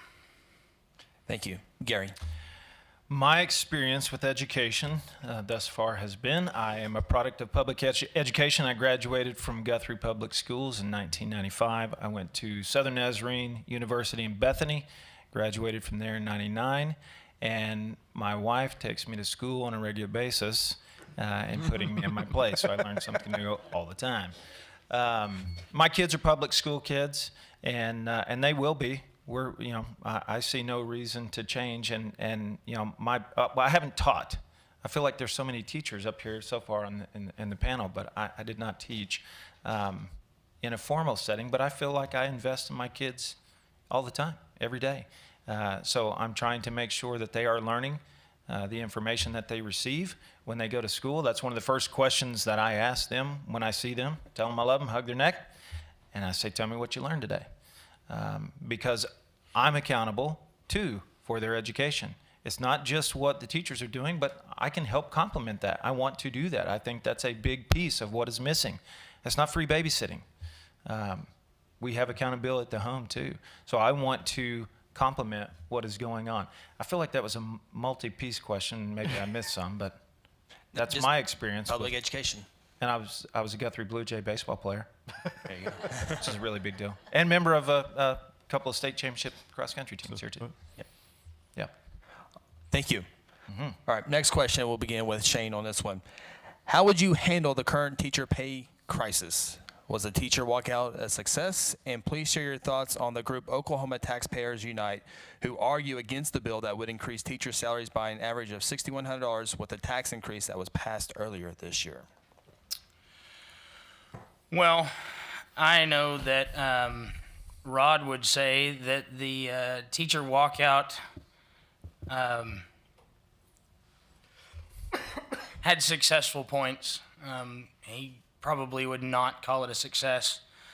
Some of the things that he wants to do to address that, he wants to suspend higher education funding by 35% for the next 5 years and giving that money to the K through 12 Oklahoma school districts to give the teachers quality pay raises. He wants to reward all the Oklahoma school districts that invest in energy savings by allowing those districts to utilize that savings for classroom supplies so the teachers don't have to dip into their own paychecks. He wants to offer,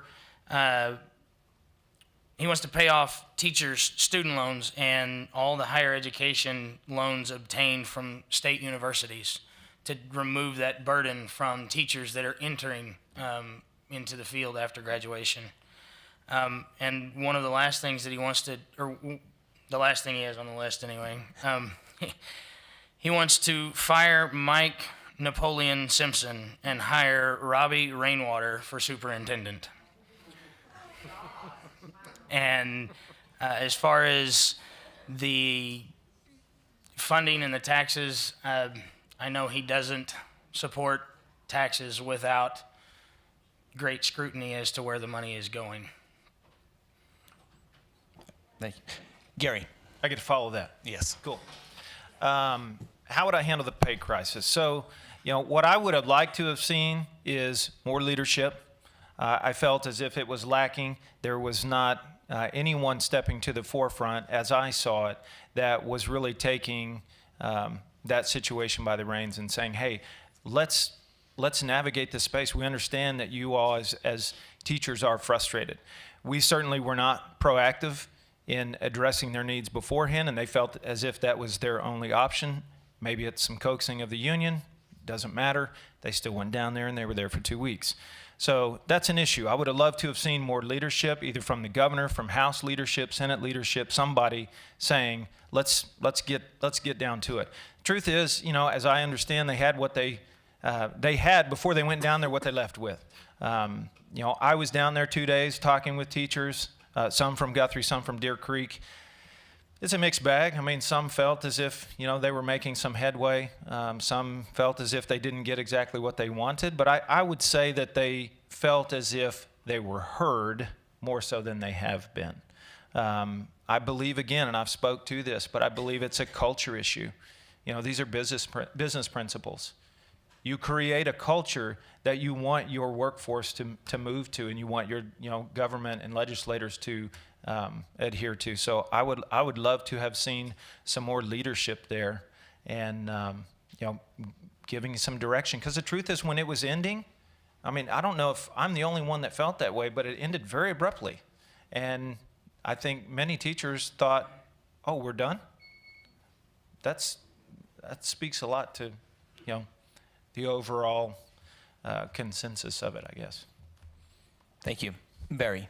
Okay, well, I think we've already kind of beaten this to death, but with the increase in funding, increase of money that we're going to have this next year to the tune of $1 billion, that we really don't have a teacher crisis anymore. It was there. I got it. 10 years without a raise, that's a challenge for everybody.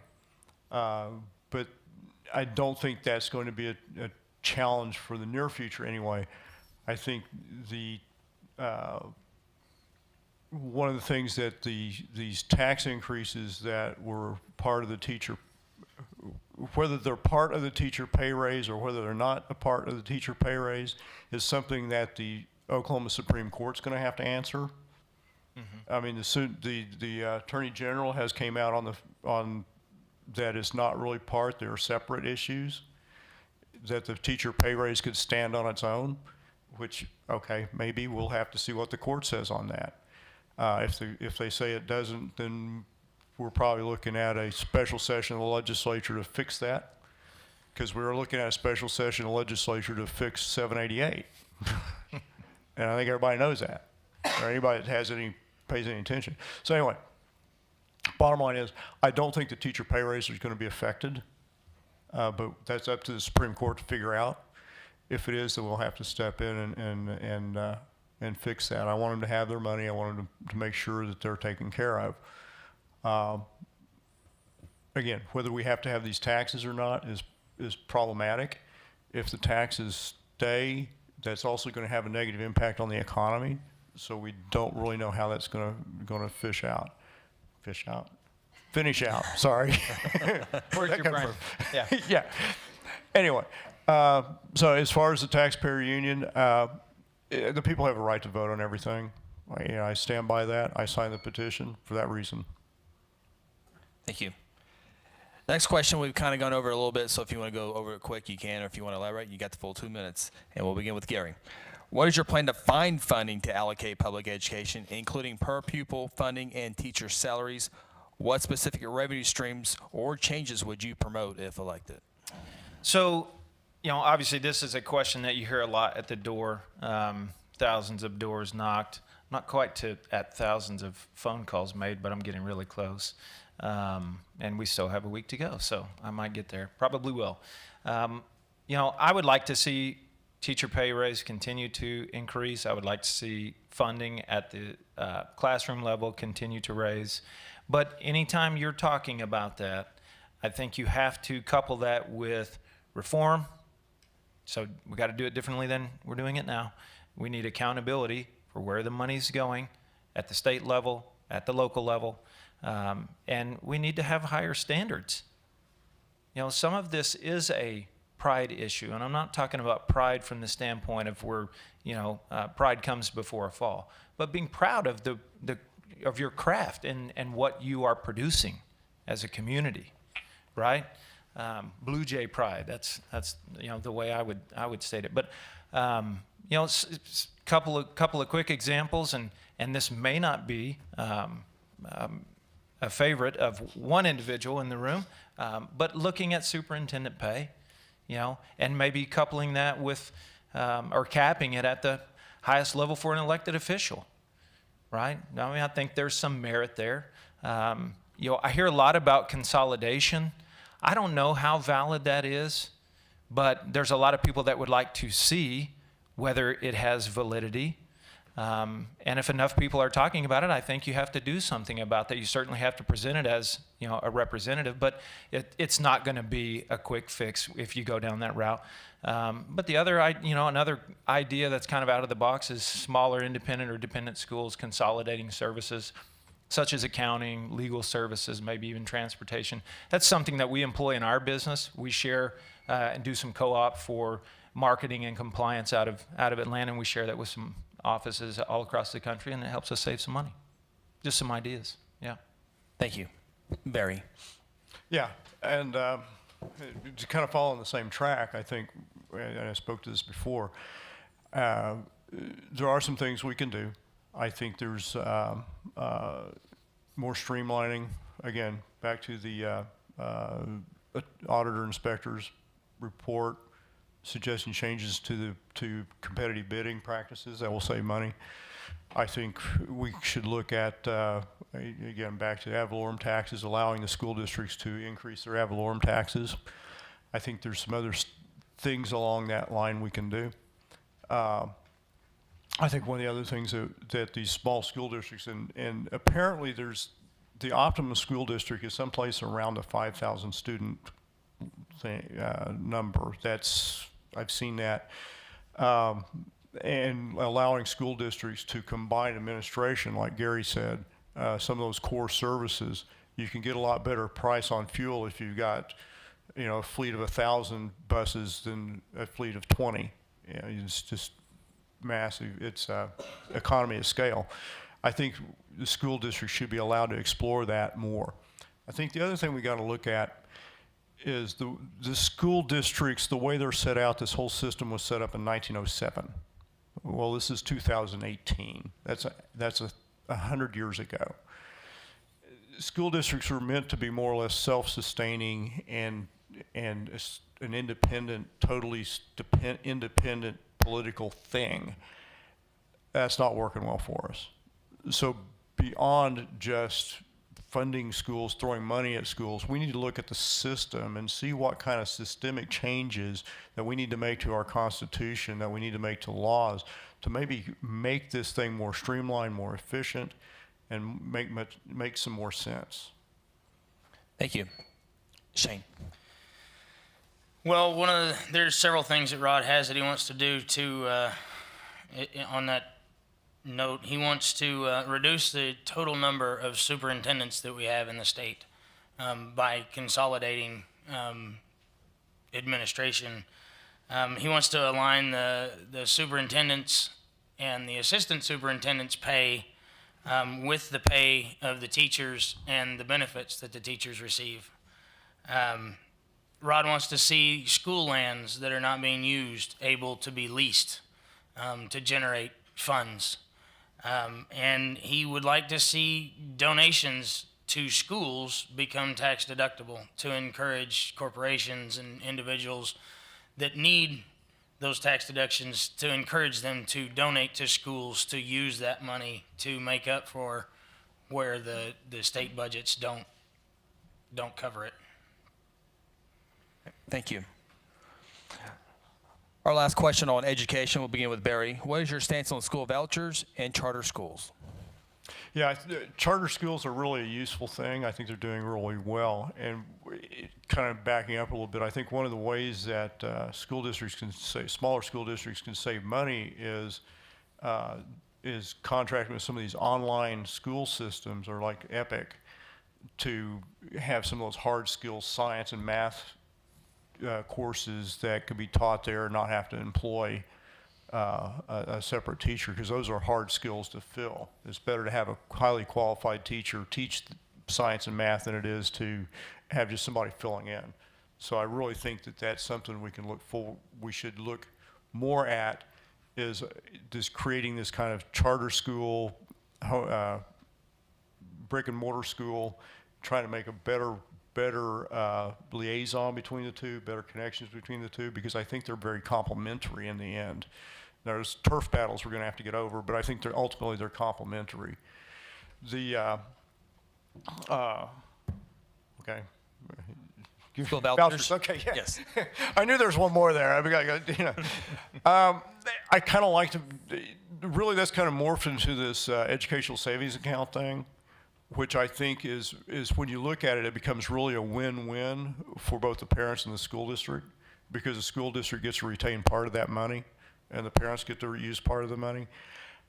Again, I think there's a great deal of value of choice in education, a great deal of value in picking what's best for your child.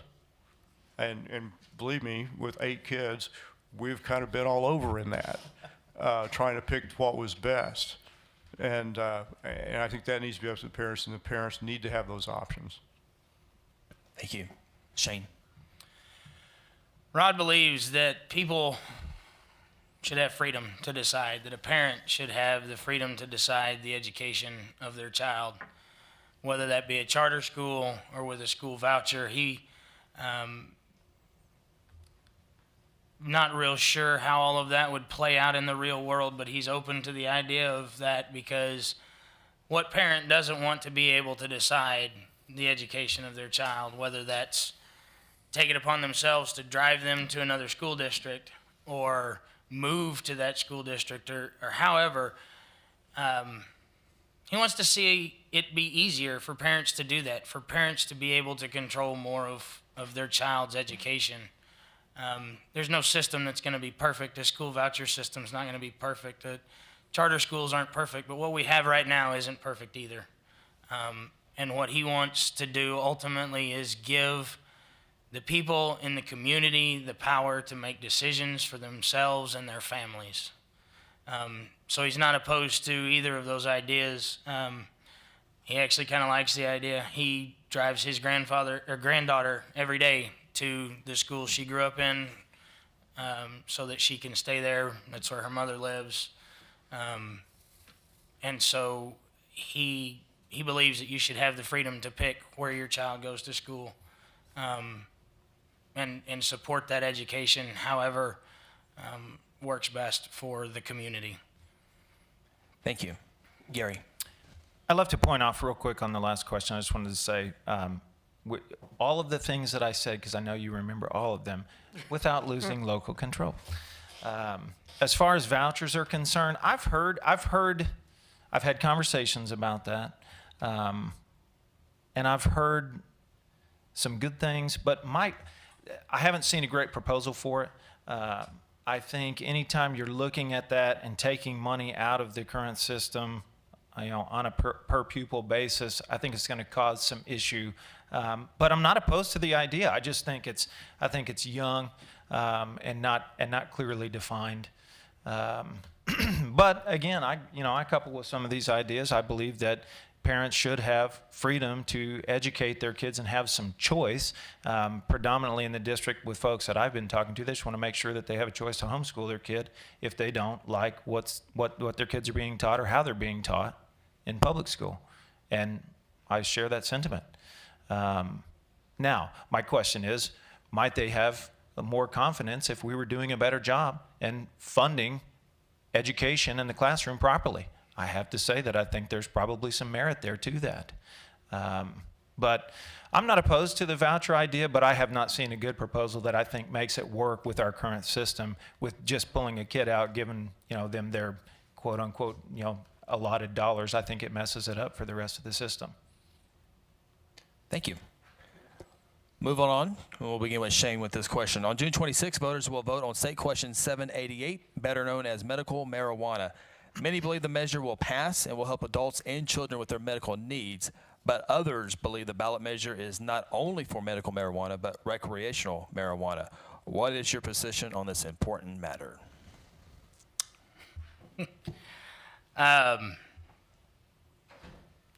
He says, I will call my local future seer so they can let me know. How in the world can I know how that's going to play out? I do know that Rod believes there's dangers in it. Above all, he believes in freedom for you and I, so long as it doesn't infringe on your neighbor's rights or your neighbor's well-being or safety. But as far as how it's all going to play out, who knows? We can look at other states and see what they're doing and what they're going through, but the bottom line is this is Oklahoma. It's not Colorado. We're different people.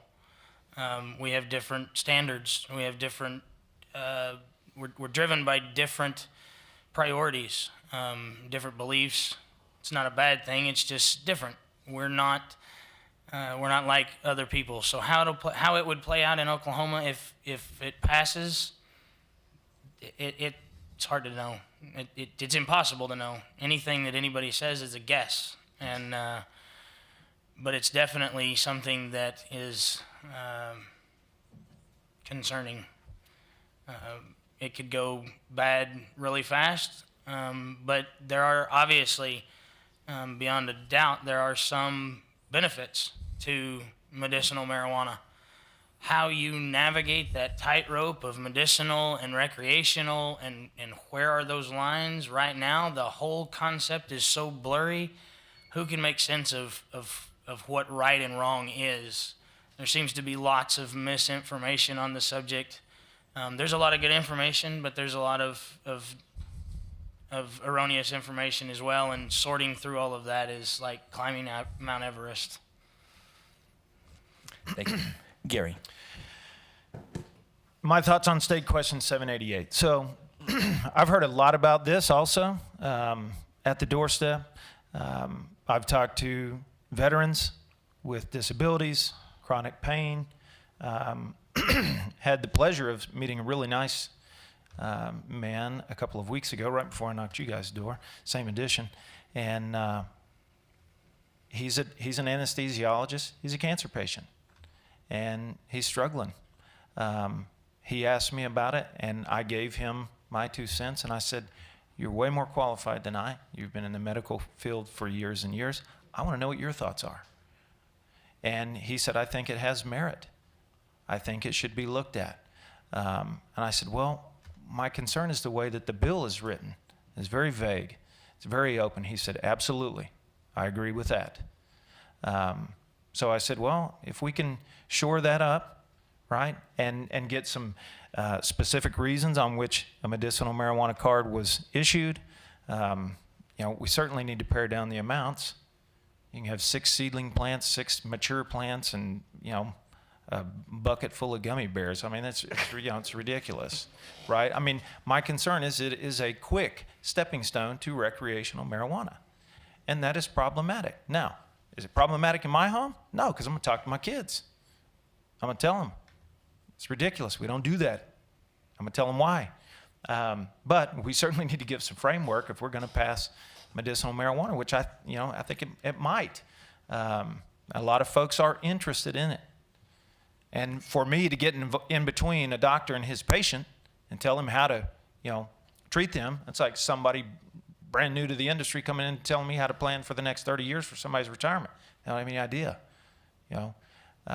But there's some pros and cons, but we got to clean the cons up on that, or it's going to be recreational marijuana, boom, right away. Thank you. Barry. Right, and the state question is very vague. There's lots of things that need to be tightened up in there. As it is now, with a note from your parents, a 16-year-old could walk into a doctor, presumably with a hangnail, and claim they need medical marijuana for it. There's absolutely no standards to it. That's what we've got to set. We got to create. We got to develop standards. We got to look at other states' best practices, what they've done, how they fix that. We don't need to totally reinvent the wheel ourselves. We could look what other states have done, bad or good. That's just one of the things. I mean, this thing has no. I really kind of wonder if the health department is the proper place to put all that regulation. Maybe it should be Bureau of Narcotics and Dangerous Drugs, since they regulate the rest of the drugs. I mean, drugstores, pharmaceuticals, they already have regulatory functions in place for these kinds of things. Health department really doesn't. So I really think that it's maybe a better fit over there. And I'm not sure how we get it over there once you pass the state question, but that's what we need to look at. But yeah, we need to have, somebody needs to be inpatient, seen by a doctor, not over the phone. Some weeks ago, I had a reunion with my fifth grade class reunion. There's several of us that had kind of hung around together and ended up going to college together. And anyway, there's 6 of us that had dinner together one night. And one of my best friends then is a teacher, was in Colorado. And he said when they passed medical marijuana, he said almost immediately some of his best students in the class would come in high. And, that's a situation we can't tolerate. Thank you. Thank you. All right, next question we'll begin with Gary. What does criminal justice reform mean to you? We've been hearing a lot about gun control. It's one of many terms that gets thrown around as propaganda, but nobody talks about what it really means to them subjectively as an elected official. What would criminal justice reform look like under your watch? Criminal justice, and what was the second part of it? Gun control. Yeah. Right? Sorry. Well, criminal justice reform, obviously we have the highest incarceration rate in the country, subsequently probably the world. And that's, again, one of those statistics that we shouldn't have. And it doesn't just start here, right? There's what's at the root of the problem. I think we've talked about some of those issues here this evening. I think there are certain things that we need to see decriminalization of. I would like to see,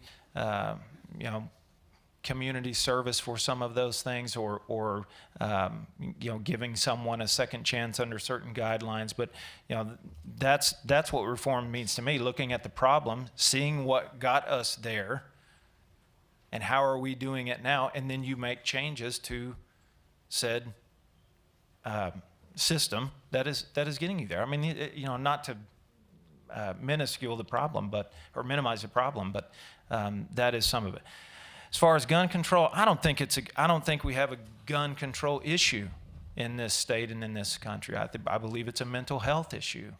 When I was growing up, there were guns in the back of a truck window in the parking lot with an unlocked truck. Nobody got shot when I was in school. We didn't have that issue. So, it's just not a gun control issue. I am pro Second Amendment. I have my conceal and carry. I would have signed Senate Bill 1212. I think for a law-abiding citizen, it's a non-issue. Thank you. Barry. Right. Okay. I think we're going to disagree on this one, maybe. What? Where? Not really. Oh. No. I just felt it coming. No. I'm like 12. I'm fully on board with that. I think we need to address some officer safety issues with that, but we need to create some conventions. But as far as criminal justice reform, here's a challenge. I spent 36 years in law enforcement. There are people that wake up every morning and go, "What am I going to go out and steal?" And they know that if they steal less than $2,000, it's pretty much catch and release. By accident, we actually stumbled into one of these rings, and which led us to others just as I was retiring. And going back 6 months, they were stealing over $50,000 worth of stuff. $50,000 of petty larceny every week, within 6 months. They were stealing every day. We could track it using some computer software. That's a lot of money. That's a lot of lost tax dollars. Yeah, and we had over 20 of these people that we ultimately identified once we figured out the clues. I left before it got completed, so I don't know where they're at with that. I knew they created a whole task force for looking into this. So point being, what I want to get back to is we need to allow for people who just make mistakes to get back on track. I think one of the big reforms I would like to see is an educational objective as opposed to a certain time. Get a 5 years or GED, whichever comes first. I think that would be beneficial because we've already talked about those advantages. And that's the end of my time, but that's a place to start. Thank you. Shane. Obviously, mental health is a big problem in the criminal justice system. We have people that have issues that end up committing crimes, but had they been able to get the help that they needed in the beginning, the crime may not have occurred. And so it's definitely something that Rod supports, is looking for ways to help mental health, to reform it and get people the help that they need. It's a really sticky subject because you have a person who has freedoms, so you can't force them into things. But definitely there's a problem with people falling through the cracks and winding up incarcerated for things that maybe they wouldn't have been otherwise. Rod is a Second Amendment supporter. He is a militiaman in his words, and they will take his guns when they pry him out of his cold, dead fingers. But with that being said, we also have to be able to protect our children in schools. He believes there's some very real ways that can be done while not infringing on people's rights to bear arms. Because like Gary said, 20 years ago, there was a deer rifle hanging in the back of every pickup at school during deer season, and sometimes not, just because. And so the guns aren't the problem. The mental health is the problem. The people that shouldn't have guns being able to get a hold of them, that's the problems that need to be addressed, not the fact that law-abiding citizens that know how to properly handle a gun and what it's used for, that's not the problem. So Rod supports the Second Amendment, but he also supports looking at the criminal justice system and the mental health specifically. All right. Thank you. Getting deep into the night, so we're going to finish up with 2 audience questions, and we'll have our final thoughts, and we will exit stage left. And we will begin with Barry with this question. Who is the most important person in the country? Excuse me, county. County. It looks like an R, to be honest with you. I can read, but it says R, but we'll go with county. Wow.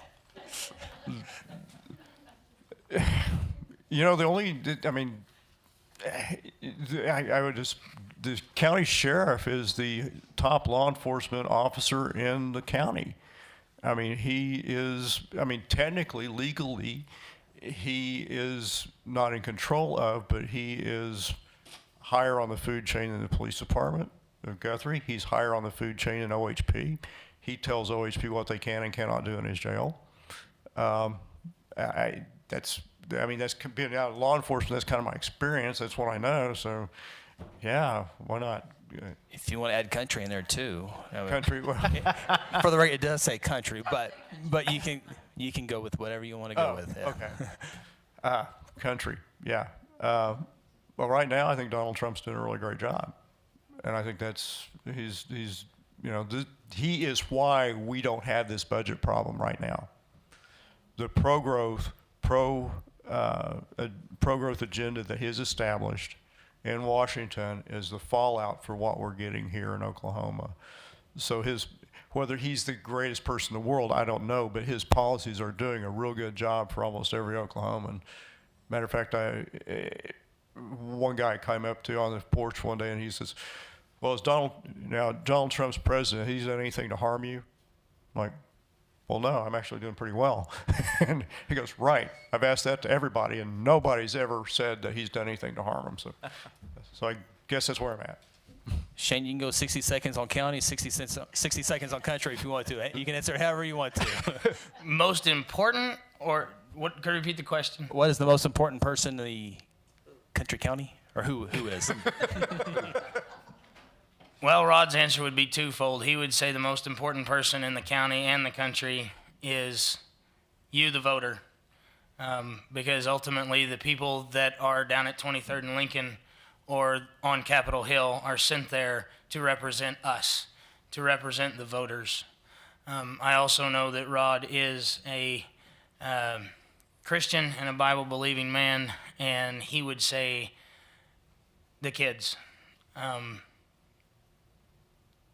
We don't have a future if we don't have our children. If we don't have our children and they don't have education and they don't have a secure future, our future is not secure because they're what we're leaving behind. This is our legacy to them. Therefore, they have to have priority. Thank you. Gary, please don't ask me to repeat the question. I got it. I wrote it down. Thank you. You know, you could go a number of different ways with that. I liked your answer, Barry. Thank you. I thought it was good. You know, for me and the way we try and live our lives, the way I was taught, it starts in my home. My wife's the most important to me, and I hope vice versa. Because if we get that right, then we have a chance to get it right for our kiddos. And I said that because there's absolutely no way I wasn't going to and go home the consequences. You know, that you could go a number of different ways with that. Honestly, I think it takes everybody doing their job. Everybody. Private sector, public sector, churches. We all have a role to play. And everybody needs to be operating at you know, an optimal level when you can. And the great thing about community is you have a bad day, somebody picks you up, you know. So I think we all are the most important because when you have breakdown, somebody isn't performing their role, you see consequences. You see the effects of that. Thank you. Final question of the evening will begin with Shane. How have you funded your campaign, and who else has put money toward getting you in office? Rod's entire campaign has been funded out of his own pocket. He has received 0 contributions. Sure about that? Have you ever received campaign donations? No. You want to call him and ask him? We don't have time. I can't get him in a minute and a half. I can give you his cell phone number. You can call and talk to him about it. All right. Thank you. Gary. So in response to that, and the only reason I said it's not because of you, but I was called out earlier today in regards to this. But I have received campaign contributions from individuals, some family, some friends, and a gentleman on the doorstep after a conversation. He told me I had cancer, and we talked about it, and I told him, I said, I'm a praying man. I'm going to pray for you. So I went home and wrote his name down. I've been doing it ever since. And he gave me a contribution. I appreciate that. I'm humbled by that. I have taken PAC money. I have taken lobbyist money. And I've never said otherwise that I wouldn't. That does not buy my vote. For 17 years, I've been in an industry where people come to you and they want to do business with you. They might buy you lunch. They might buy you dinner. They might pay for a seminar. But I said this earlier, for 17 years, I have 0 findings in an audit and no complaints from my clients. It doesn't buy my vote. These people want to work with me because they believe in who I am. They believe in referrals that I've gotten. And that's all I've got to say about that. My integrity and commitment to this will not be questioned because of $1, period. Thank you. Barry. Right. Well, I've had put my own money behind it. I've also had friends and family put money behind me. I even got a rather substantial contribution from an old Army buddy that I hadn't seen in years. And it's just one morning I opened up my email and boom, I'm like, wow. I didn't even know the guy was still alive. So, Good. That's good. that's great. Yeah. So yeah, primarily, mostly, I've taken one check from from a PAC, and I sat down and talked to them. Said, "This is what I stand for. If you agree with me, I'll take your money. If you want me to change what I believe, I'm not taking your money. I will take money from the NRA. If they offered it. So, if they agree with me, I'll take it. If they don't, I don't want the money because you can't buy me. I'm retired. I don't have anything else. I'm not using this job, and I'm not accusing anybody of it, but I'm not using this job to pole vault me into anything else. When I'm done at the end of this, I'm in the run, whether I win, lose, or draw, I'm done. However long I stay in the legislature, hopefully, 12 years, that put me like 70, about the same age as Donald Trump. No. I'm not doing that. Anyway, this is hard enough. I'm not flying around the country. So, anyway, that's my answer. All right. Thank you. All right. Final thoughts here. Again, best of luck to the rest of your campaigns until next Tuesday. And voters get out and vote on Tuesday, June 26th. With final thoughts, we'll begin with Gary. So again, I thank you all for coming out. I'll do it again. Say thank you for sitting through this process. I have learned a ton. This is my first go around in doing this, and it has been fun for the most part. I have learned a great deal, and I've met some people that I wouldn't otherwise have met, and that's really neat. I'm humbled to be here. I'm humbled to have received the contributions towards my campaign, the support that I have towards my campaign. That means a great deal. With that comes great responsibility, and I'm totally fine with that. But again, I won't belabor this point, but I'm not in this for any other reason than to come up with some solutions, make the state a better place to be, attract business, and do my kids proud, do my family proud. Yesterday was Father's Day, and I went to a baseball tournament because God loves baseball, and I believe that we're going to have baseball in heaven. I'm convinced of it. My son plays baseball, and he had a tournament, and on Father's Day I got to go to a game, and then my wife said, "Hey, I'll come trade out with you, and you can go home, do the things you need to do." And she's made great sacrifice to help with this. I had to leave. My son had another game. They lost the game, ended their season, and they took a picture on the field with the dads, and broke my son's heart that I was not there. And I've since talked to him and said, "You understand what I'm doing? We've talked about this. I'm doing this to help you." So when your integrity is questioned and your commitment is questioned, and I have stuff like that, that's extremely frustrating, and it's extremely disappointing. And the campaign that we've run since September has been a positive campaign. It'll continue to be so, regardless of what anybody says, because at the end of the day, I have to look my son in the eye because he knows I'm running for state government, and be proud of what we did. Thank you. Barry. Right. I'd like to thank the chamber and all those people that made this happen. It's been a great forum. I'm not always comfortable at this. You be the judge if I'm any good at it. I'd like to, my wife and my son, daughter-in-law are here and here to root me on. I got in this race for three things, I got in this race because I felt we needed to step up. We need to change the way that they're doing business at 23rd and Lincoln. I want to see greater accountability. I want to see greater oversight, and I want to see more transparency in government. That's the three of the things that I want to work for. There's no they're talking about the checkbook online. No reason that shouldn't happen. The school districts have done a pretty good job so far. They're still working on that. We'll see how that goes. But I want to see every state agency put their checkbook online, not just where their money comes from, but where it goes and who it goes to. because the legislature is not big enough to have eyes and ears on all this complex thing that is the state of Oklahoma. So we got to have the citizens, we got to have reporters, we got to have those people help us out and point out where things are not right. We also have to make sure the state stays lean. We've gone through some lean years, right? Sometimes that makes you stronger. That makes you fit to fight. That makes you more cognizant of what you really, really need to accomplish your job, accomplish your mission, as we say in the military, rather than, oh, this is be nice to have. Let's get it down to what we need. The other thing I want to see is maintain a low tax base, tax rates. I want to see this non-adversarial relationship with regulation. I'm pro-life, pro-Second Amendment, and I'll never leave a fellow veteran behind. Thank you. Thank you. Shane.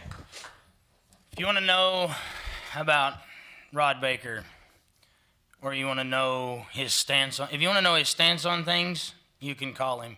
You can talk to him. If you want to know about him, you can talk to his neighbors. Regina down at Brahms, Keith at the Napa store here in town, James at Cash Saver, Pepper's Ranch, Crossroads Clinic. Ask him. Find out what kind of person he is. He'll be at Missy's Bakery Wednesday morning from 6:30 to 9 unless there is some emergency. He wants to work for us. He wants to work for our district and our state to make things better for our kids and for our lives. Not everybody likes Rod, but you have no doubt about what you're getting when you have a conversation with Rod. He's the same with me when we're sitting on his back porch as he is standing on your front porch. And he's that same person when he's alone by himself. I've never met an individual that was more passionate about the things he gets involved in. He is a man of integrity, and I'm sure these men are as well. I know Rod personally, and I know the kind of character he has, and he's the kind of person that wants to work for you. He wants to hear what you have to say. He wants to know what's important to you. And if you want to call and talk to him, I'll give you his phone number. You can call and talk to him on his cell phone wherever he's at the time. Thank you. Thank you. Thank you all. Thank you, gentlemen. Appreciate it. I wanted to give you a couple things here. Thank you again for joining us tonight. Thursday night at the Oklahoma Territory Sports Museum across the street, we're going to have the Democratic Forum. We have one of the gubernatorial candidates will be there, and Kara Sawyer, the Democratic candidate for House District 31, will also be there. If you've missed any of our other open forums that we have had, they're all online. You can currently watch them as well on the Guthrie News page, Guthrie News Leader, and also on the city's page. And I wanted to thank you all for coming tonight. I want to commend you for being here because, as my good friend Jim Smith says, a good citizen is a well-informed citizen. So thank you for taking the time. It's important to do that. And also I want to welcome you all to Chamber Coffee this week on Wednesday at 9:30. It's at our new office on Harrison Street. A lot of these candidates come every week because our community matters, because our community votes.